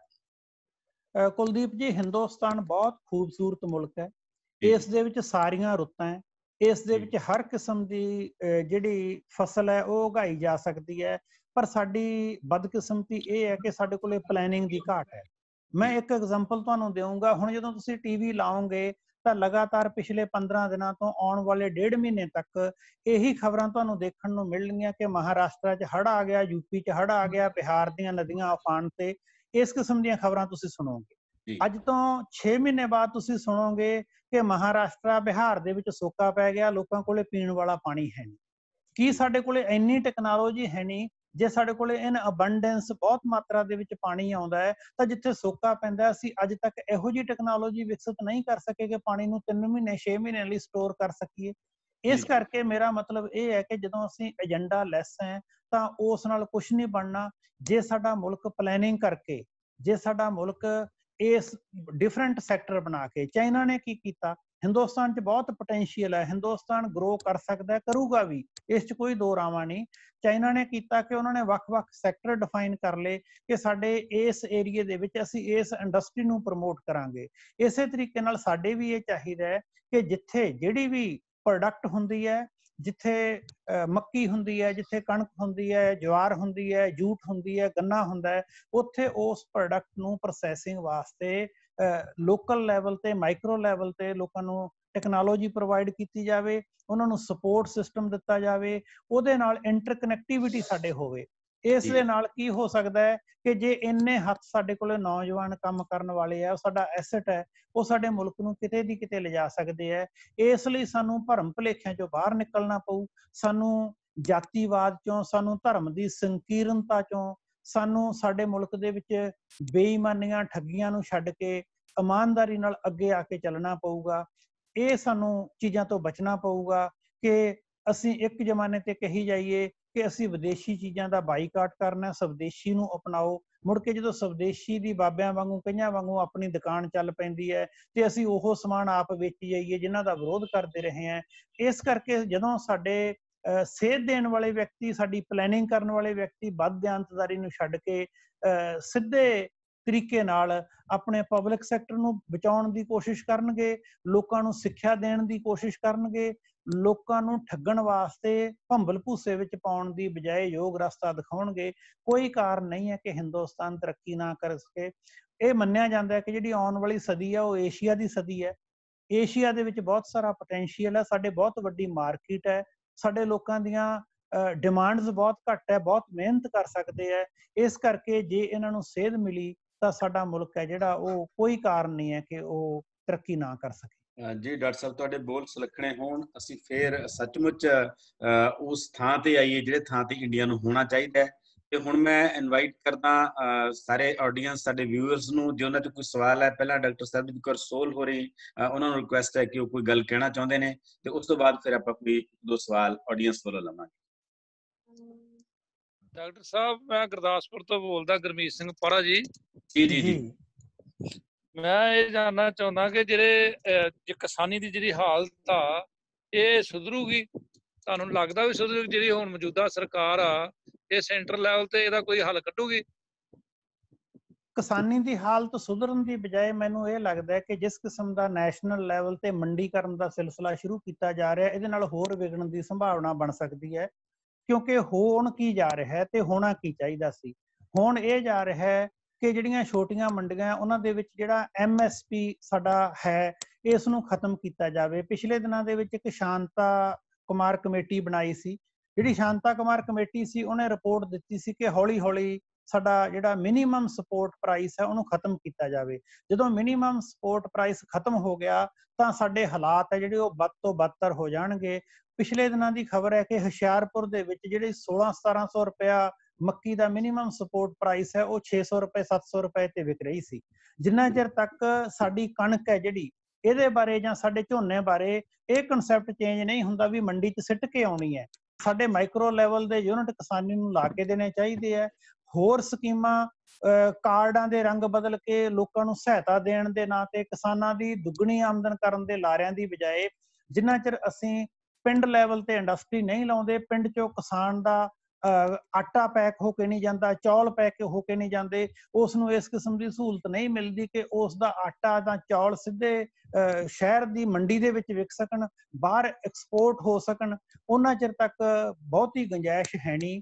ਕਿਸਾਨੀ ਦਾ ਗਲ ਇਸ ਹੱਦ ਤੱਕ ਘੁੱਟਿਆ ਜਾ ਰਿਹਾ ਹੈ ਕਿ ਉਹ ਮਜਬੂਰ ਹੋ ਜਾਏ ਕਿ ਅਸੀਂ ਖੇਤੀ ਨਹੀਂ ਕਰਨੀ, ਤੋਬਾ ਕਰ ਲੇ। ਅੱਧੀ ਕਿਸਾਨੀ ਤਾਂ ਤੋਬਾ ਕਰੀ ਬੈਠੀ ਹੈ। ਬਿਲਕੁਲ ਬਿਲਕੁਲ।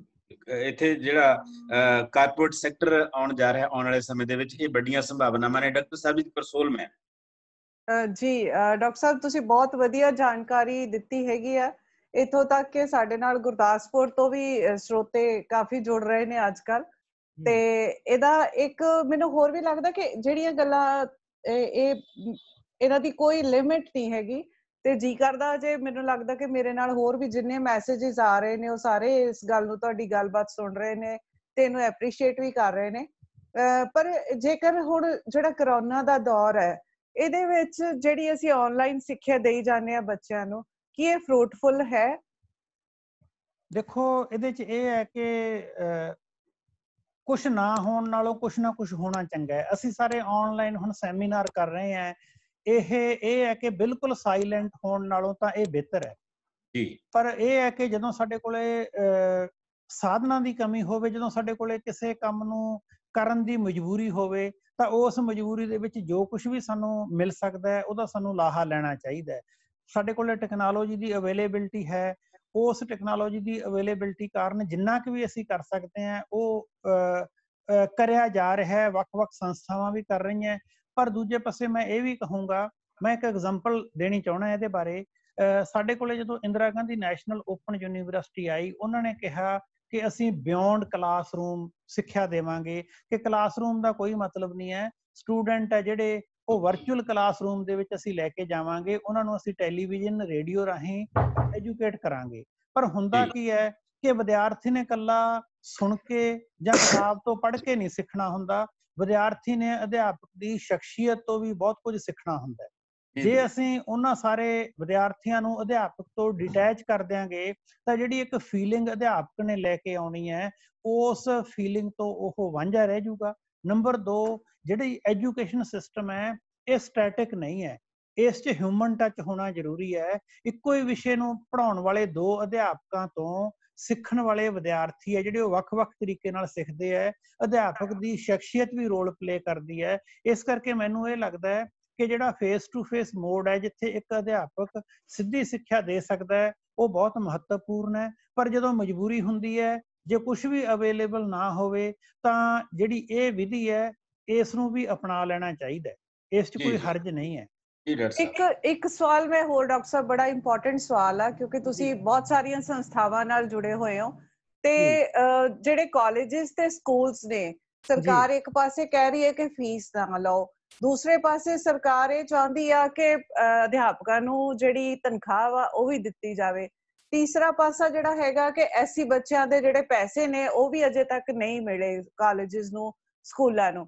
ਤੇ ਇਸ ਜਿਹੜੀ ਕ੍ਰਾਈਸਿਸ ਦੇ ਵਿੱਚੋਂ ਨਿਕਲਣ ਦਾ ਕੋਈ ਹੱਲ ਹੈ ਜਾਂ ਕਾਲਜਿਸ ਦੀ ਕੀ ਸਥਿਤੀ ਹੈ ਇਸ ਵੇਲੇ? ਜੀ ਦੇਖੋ, ਕੁਝ ਗੱਲਾਂ ਜਿਹੜੀਆਂ ਹੈ ਉਹ ਵਿਹਾਰਕ ਪੱਧਰ ਤੇ ਸੋਚਣ ਦੀ ਲੋੜ ਹੈ। ਮੈਂ ਦੋਨਾਂ ਤਿੰਨਾਂ ਗੱਲਾਂ ਦਾ ਅਲੱਗ-ਅਲੱਗ ਜਵਾਬ ਦੇਣਾ ਚਾਹੁੰਦਾ ਹੈ। ਐਸਸੀ ਵਿਦਿਆਰਥੀਆਂ ਲਈ 5 ਸਾਲ ਲਈ ਜਦੋਂ ਇਹ ਸਕੀਮ ਚਲਾਈ ਸੀ, ਕੇਂਦਰ ਸਰਕਾਰ ਨੇ ਸ਼ੁਰੂ ਕੀਤੀ, ਉਹਨਾਂ ਨੇ ਪੈਸੇ ਭੇਜੇ, ਵੱਖ-ਵੱਖ ਸੰਸਥਾਵਾਂ ਵੱਲੋਂ ਮਿਲਦੇ ਰਹੇ। ਪਿਛਲੇ ਦਿਨਾਂ 'ਚ ਕੀ ਹੋਇਆ ਕਿ ਸਰਕਾਰ ਦਾ ਜਿਹੜਾ ਹਿੱਸਾ ਪਾਉਣਾ ਸੀ ਸਟੇਟ ਵੱਲੋਂ, ਉਹਦੀ ਪ੍ਰਤੀਸ਼ਤ ਵੱਧਦੀ ਗਈ ਤੇ ਹੌਲੀ-ਹੌਲੀ ਕੀ ਹੋਇਆ ਕਿ ਸਰਕਾਰ ਨੇ 1 ਸਾਲ 2 ਸਾਲ 3 ਸਾਲ 4 ਸਾਲ ਦੀ ਡਿਲੇ ਕਰਨੀ ਸ਼ੁਰੂ ਕੀਤੀ। ਅੱਜ 1700 ਕਰੋੜ ਰੁਪਇਆ ਪੰਜਾਬ ਦੇ ਐਸਸੀ ਸਕਾਲਰਸ਼ਿਪ ਵਿਦਿਆਰਥੀਆਂ ਦਾ ਕਾਲਜਾਂ ਦਾ ਸਰਕਾਰ ਵੱਲ ਪੈਂਡਿੰਗ ਪਿਆ। ਇਹਦੇ ਨਾਲ ਹੋ ਕੀ ਰਿਹਾ ਕਿ ਜਿਹੜਾ 3.5 ਲੱਖ ਐਸਸੀ ਗਰੀਬ ਵਿਦਿਆਰਥੀ ਐਜੂਕੇਸ਼ਨ ਨਾਲ ਜੁੜਿਆ ਸੀ, ਉਹ ਘਟ ਕੇ ਲੱਖ ਸਵਾ ਲੱਖ ਰਹਿ ਗਿਆ। ਇਹਦਾ ਮਤਲਬ ਇਹ ਹੋਇਆ ਕਿ 2 ਲੱਖ ਵਿਦਿਆਰਥੀ ਜਿਹਨੂੰ ਆਸ ਜਗੀ ਸੀ ਕਿ ਉਹਨਾਂ ਕੋਲੇ ਵੀ ਗਿਆਨ ਦੀ ਜੋਤੀ ਜਾਊਗੀ, ਉਹ ਉਸ ਤੋਂ ਵਿਰਵਾ ਹੋ ਗਿਆ। ਦੂਸਰੇ ਨੰਬਰ ਤੇ ਜਦੋਂ ਅਸੀਂ ਗੱਲ ਕਰ ਰਹੇ ਹਾਂ, ਜਿਹਦਾ ਆਮ ਬਹੁਤ ਰੌਲਾ ਪੈ ਰਿਹਾ ਹੈ ਕਿ ਕੀ ਸਕੂਲਾਂ ਦੀ ਫੀਸ, ਕਾਲਜਾਂ ਦੀ ਫੀਸ ਦਿੱਤੀ ਜਾਵੇ। ਸਰਕਾਰ ਕਹਿ ਰਹੀ ਹੈ ਕਿ ਅਧਿਆਪਕਾਂ ਦੀਆਂ ਤਨਖਾਹਾਂ ਦਿੱਤੀਆਂ ਜਾਣ। ਉਹਦੇ ਵਿੱਚ ਇਹ ਹੈ ਕਿ ਥੋੜਾ ਸਰਕਾਰ ਨੂੰ, ਥੋੜਾ ਜਿਹੜੇ ਸਾਡੇ ਸੰਸਥਾਵਾਂ ਤੇ ਮਾਪੇ ਹੈ, ਉਹਨਾਂ ਨੂੰ ਇਹਦਾ ਮਿਲ ਜੁਲ ਕੇ ਹੱਲ ਲੱਭਿਆ ਜਾ ਸਕਦਾ ਹੈ। ਇਹਦਾ ਕੋਈ ਕਾਨੂੰਨੀ ਹੱਲ ਲੱਭਣਾ ਸ਼ਾਇਦ ਮੁਸ਼ਕਲ ਹੈ। ਉਹਦੇ 'ਚ 1-2 ਨੁਕਤੇ ਮੈਂ ਜ਼ਰੂਰ ਸਾਂਝੇ ਕਰਨੇ ਚਾਹੂੰਗਾ। ਫਾਰ ਐਗਜ਼ਾਮਪਲ, ਕਿਸੇ ਕਾਲਜ ਕੋਲ 10 ਬੱਸਾਂ ਹੈ, ਉਹਨਾਂ ਦੀਆਂ ਬੱਸਾਂ ਖੜੀਆਂ ਹੈ। ਸਰਕਾਰ ਨੂੰ ਚਾਹੀਦਾ ਹੈ ਕਿ ਜੇ ਉਹ 10 ਬੱਸਾਂ ਖੜੀਆਂ ਤਾਂ ਕਮ ਸੇ ਕਮ ਉਹਨਾਂ 10 ਬੱਸਾਂ ਦਾ ਜਿੰਨੇ ਮਹੀਨੇ ਉਹ ਖੜੀਆਂ ਰਹੀਆਂ, ਜਿੰਨੇ ਮਹੀਨਿਆਂ ਦਾ ਸਰਕਾਰ ਕਹਿ ਰਹੀ ਹੈ ਕਿ ਤੁਸੀਂ ਬੱਚਿਆਂ ਤੋਂ ਕਿਰਾਇਆ ਨਾ ਲਓ, ਉਨੇ ਚਿਰ ਦਾ ਟੈਕਸ ਮਾਫ ਕਰਨਾ ਚਾਹੀਦਾ ਹੈ। ਜਿਹੜੇ ਅਧਿਆਪਕ ਹੈ, ਉਹਨਾਂ ਨਾਲ ਪ੍ਰਾਈਵੇਟ ਸੰਸਥਾਵਾਂ ਨੂੰ ਮਿਲ ਬੈਠ ਕੇ ਦੇਖਣਾ ਚਾਹੀਦਾ ਹੈ ਕਿ ਉਹਨਾਂ ਨੂੰ ਕਿੰਨੀ ਕੁ ਤਨਖਾਹ ਦਿੱਤੀ ਜਾ ਸਕਦੀ ਹੈ। ਬਹੁਤ ਸਾਰੀਆਂ ਸੰਸਥਾਵਾਂ ਕੋਲ ਚੰਗਾ ਪੈਸਾ ਹੈਗਾ, ਉਹ ਪੂਰੀ ਵੀ ਤਨਖਾਹ ਦੇ ਸਕਦੀਆਂ। ਜਿਹੜੀਆਂ ਸੰਸਥਾਵਾਂ ਪੂਰੀ ਤਨਖਾਹ ਨਹੀਂ ਦੇ ਸਕਦੀਆਂ, ਉਹ ਘੱਟ ਵੀ ਦੇ ਸਕਦੀਆਂ। ਉਹ ਮਿਲ ਜੁਲ ਕੇ ਕੀਤਾ ਜਾ ਸਕਦਾ ਹੈ। ਇਸੇ ਤਰੀਕੇ ਨਾਲ ਪੇਰੈਂਟਸ ਦਾ, ਬਹੁਤ ਸਾਰੇ ਸਕੂਲ ਹੈ ਜਿਨ੍ਹਾਂ ਦੀ ਸਾਲਾਨਾ ਫੀਸ 5000 ਜਾਂ 7000 ਜਾਂ 10-12 ਰੁਪਏ ਹੈ। ਬਹੁਤ ਸਾਰੇ ਸਕੂਲ ਉਹ ਵੀ ਹੈ ਜਿਨ੍ਹਾਂ ਦੀ 2 ਲੱਖ ਰੁਪਏ ਸਾਲ ਦੀ ਫੀਸ ਹੈ। ਇਸ ਕਰਕੇ ਸਾਰੇ ਸਕੂਲਾਂ ਨੂੰ ਇੱਕੋ ਰੱਸੇ ਨਹੀਂ ਬੰਨਣਾ ਚਾਹੀਦਾ। ਜਿਹੜੇ ਸਕੂਲ 2-2 ਲੱਖ ਰੁਪਇਆ, 1.5-1.5 ਲੱਖ ਰੁਪਇਆ ਫੀਸ ਲੈ ਰਹੇ ਹੈ, ਉਹਨਾਂ ਸਕੂਲਾਂ ਨੂੰ ਵਿਚਾਰ ਕਰਨੀ ਚਾਹੀਦੀ ਹੈ ਕਿ ਉਹ ਜੇ ਉਹਨਾਂ ਕੋਲੇ ਗੁੰਜਾਇਸ਼ ਹੈ ਤਾਂ ਉਹ ਇਸ ਗੱਲ ਤੋਂ ਛੋਟ ਦੇ ਸਕਦੇ ਹੈ। ਜਿਹੜੇ ਛੋਟੇ ਸਕੂਲ ਹੈ ਜਿਨ੍ਹਾਂ ਦੇ ਵਿੱਚ ਬਹੁਤ ਸਾਰੀ ਗੁੰਜਾਇਸ਼ ਨਹੀਂ ਹੈ, ਉੱਥੇ ਇਹ ਵਿਚਾਰ ਕਰਕੇ ਹੱਲ ਨਿਕਲ ਸਕਦਾ ਹੈ। ਕੋਈ ਇਹਦਾ ਇੱਕੋ ਇੱਕ ਹੱਲ ਨਹੀਂ ਕੀਤਾ ਜਾ ਸਕਦਾ। ਪੇਰੈਂਟਸ ਆਪਣੀ ਜਗ੍ਹਾ ਤੇ ਠੀਕ ਹੈ ਕਿ ਜਦੋਂ ਬੱਚੇ ਸਾਡੇ ਸਕੂਲ ਨਹੀਂ ਗਏ, ਉਹ ਕਿਰਾਇਆ ਕਿਉਂ ਦੇਣ। ਜਿਹੜੇ ਸਕੂਲ ਵਾਲੇ ਉਹ ਕਹਿ ਰਹੇ ਆ ਕਿ ਸਾਡੀਆਂ ਬੱਸਾਂ ਦਾ ਟੈਕਸ ਵੀ ਲਿਆ ਜਾ ਰਿਹਾ ਹੈ ਤੇ ਅਸੀਂ ਨਾਲ ਤਨਖਾਹਾਂ ਵੀ ਕਿੱਥੋਂ ਦੇਈਏ। ਇਸ ਕਰਕੇ ਇਹਦਾ ਕੋਈ ਇੱਕ ਲਾਈਨ 'ਚ ਹੱਲ ਨਹੀਂ ਦਿੱਤਾ ਜਾ ਸਕਦਾ। ਇਹਦੇ ਬਾਰੇ ਬਹੁਤ ਸਾਰੀ ਡਿਬੇਟ ਚੱਲ ਰਹੀ ਹੈ ਤੇ ਮੇਰਾ ਖਿਆਲ ਉਹ ਚੱਲਦੀ ਰਹਿਣੀ ਹੈ। ਜੀ ਜੀ ਡਾਕਟਰ ਸਾਹਿਬ, ਆਪਾਂ ਹੁਣ ਕੋਈ ਹੋਰ? ਹਾਂਜੀ ਡਾਕਟਰ ਸਾਹਿਬ, ਮੈਂ ਥੋੜਾ ਜਿਹਾ ਜੀ ਗੁਰਦੇਵ ਸਿੰਘ ਅੰਬਾਲਾ ਤੋਂ, ਡਾਕਟਰ ਸਾਹਿਬ ਨੇ ਬਹੁਤ ਵਧੀਆ ਗੱਲਾਂ ਕੀਤੀਆਂ ਨੇ।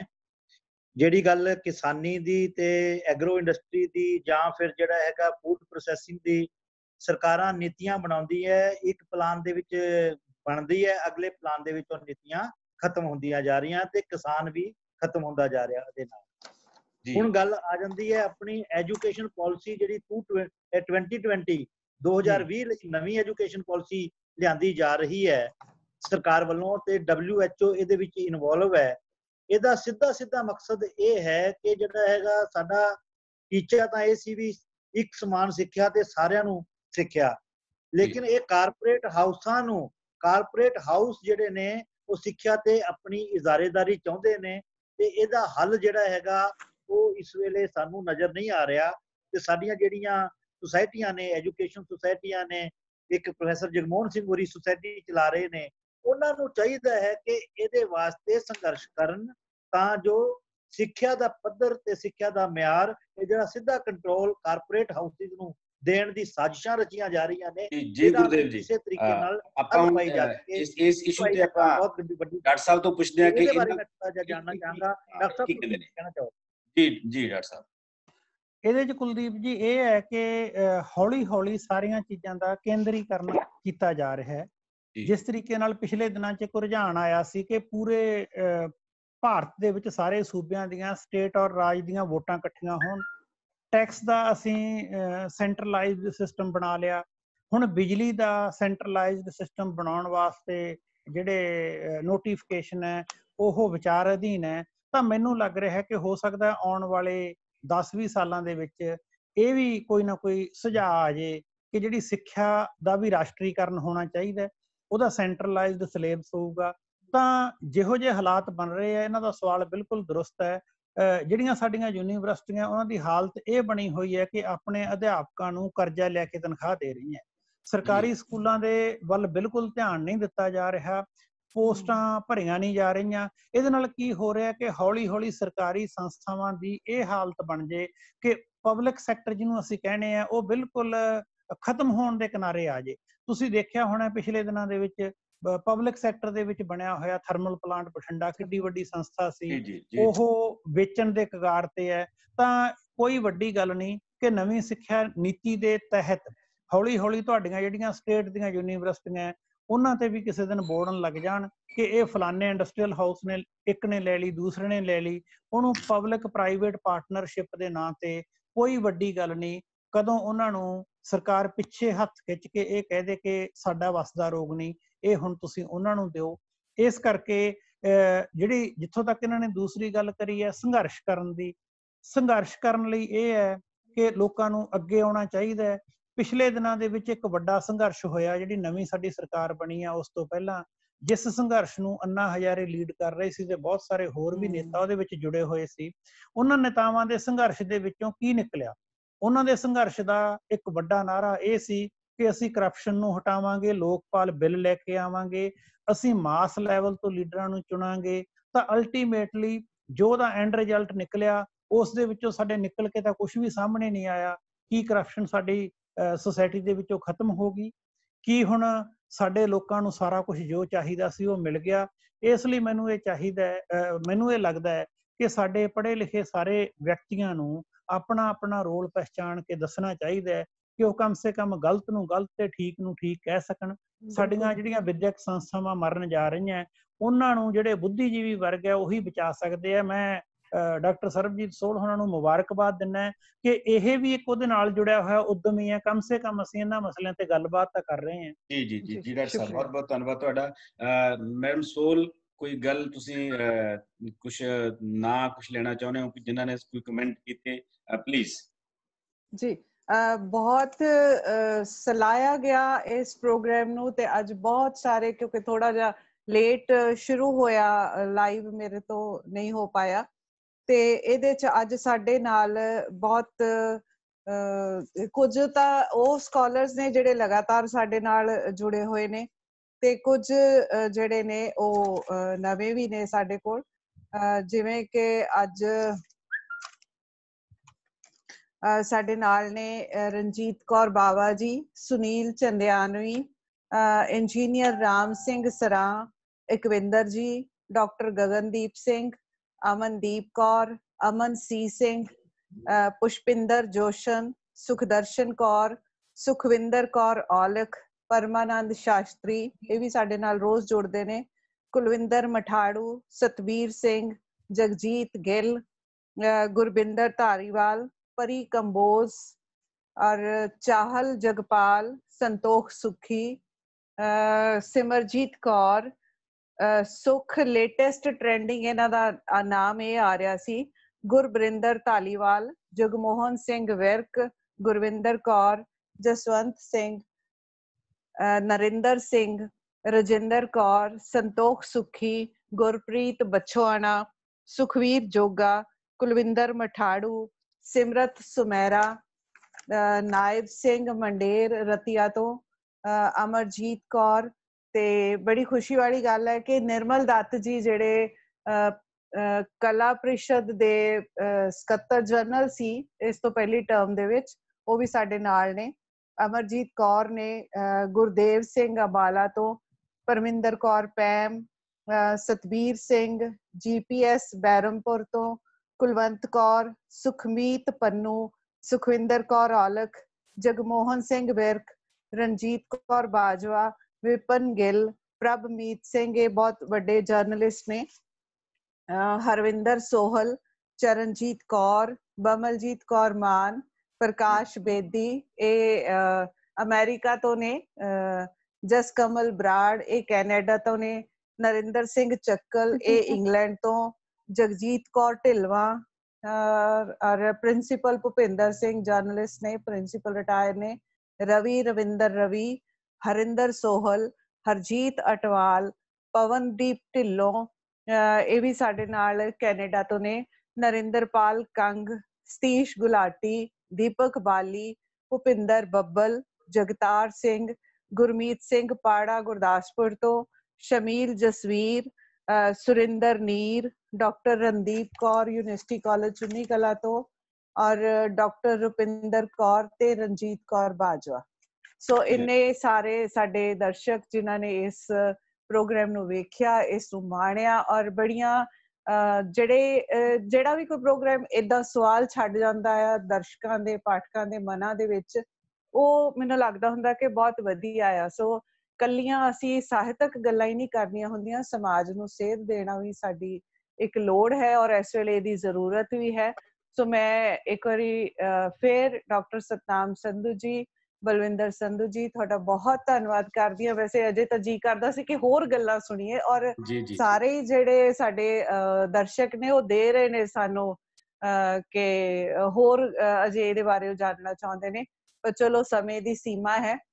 ਸੋ ਬਹੁਤ ਬਹੁਤ ਧੰਨਵਾਦ। ਜੀ ਡਾਕਟਰ ਸਾਹਿਬ, ਕੋਈ ਆਖਰੀ ਗੱਲ ਜੇ ਕਹਿਣਾ ਚਾਹੁੰਦੇ ਹੋ, ਕਿ ਆਖਰੀ ਕਮੈਂਟ ਤੁਹਾਡਾ?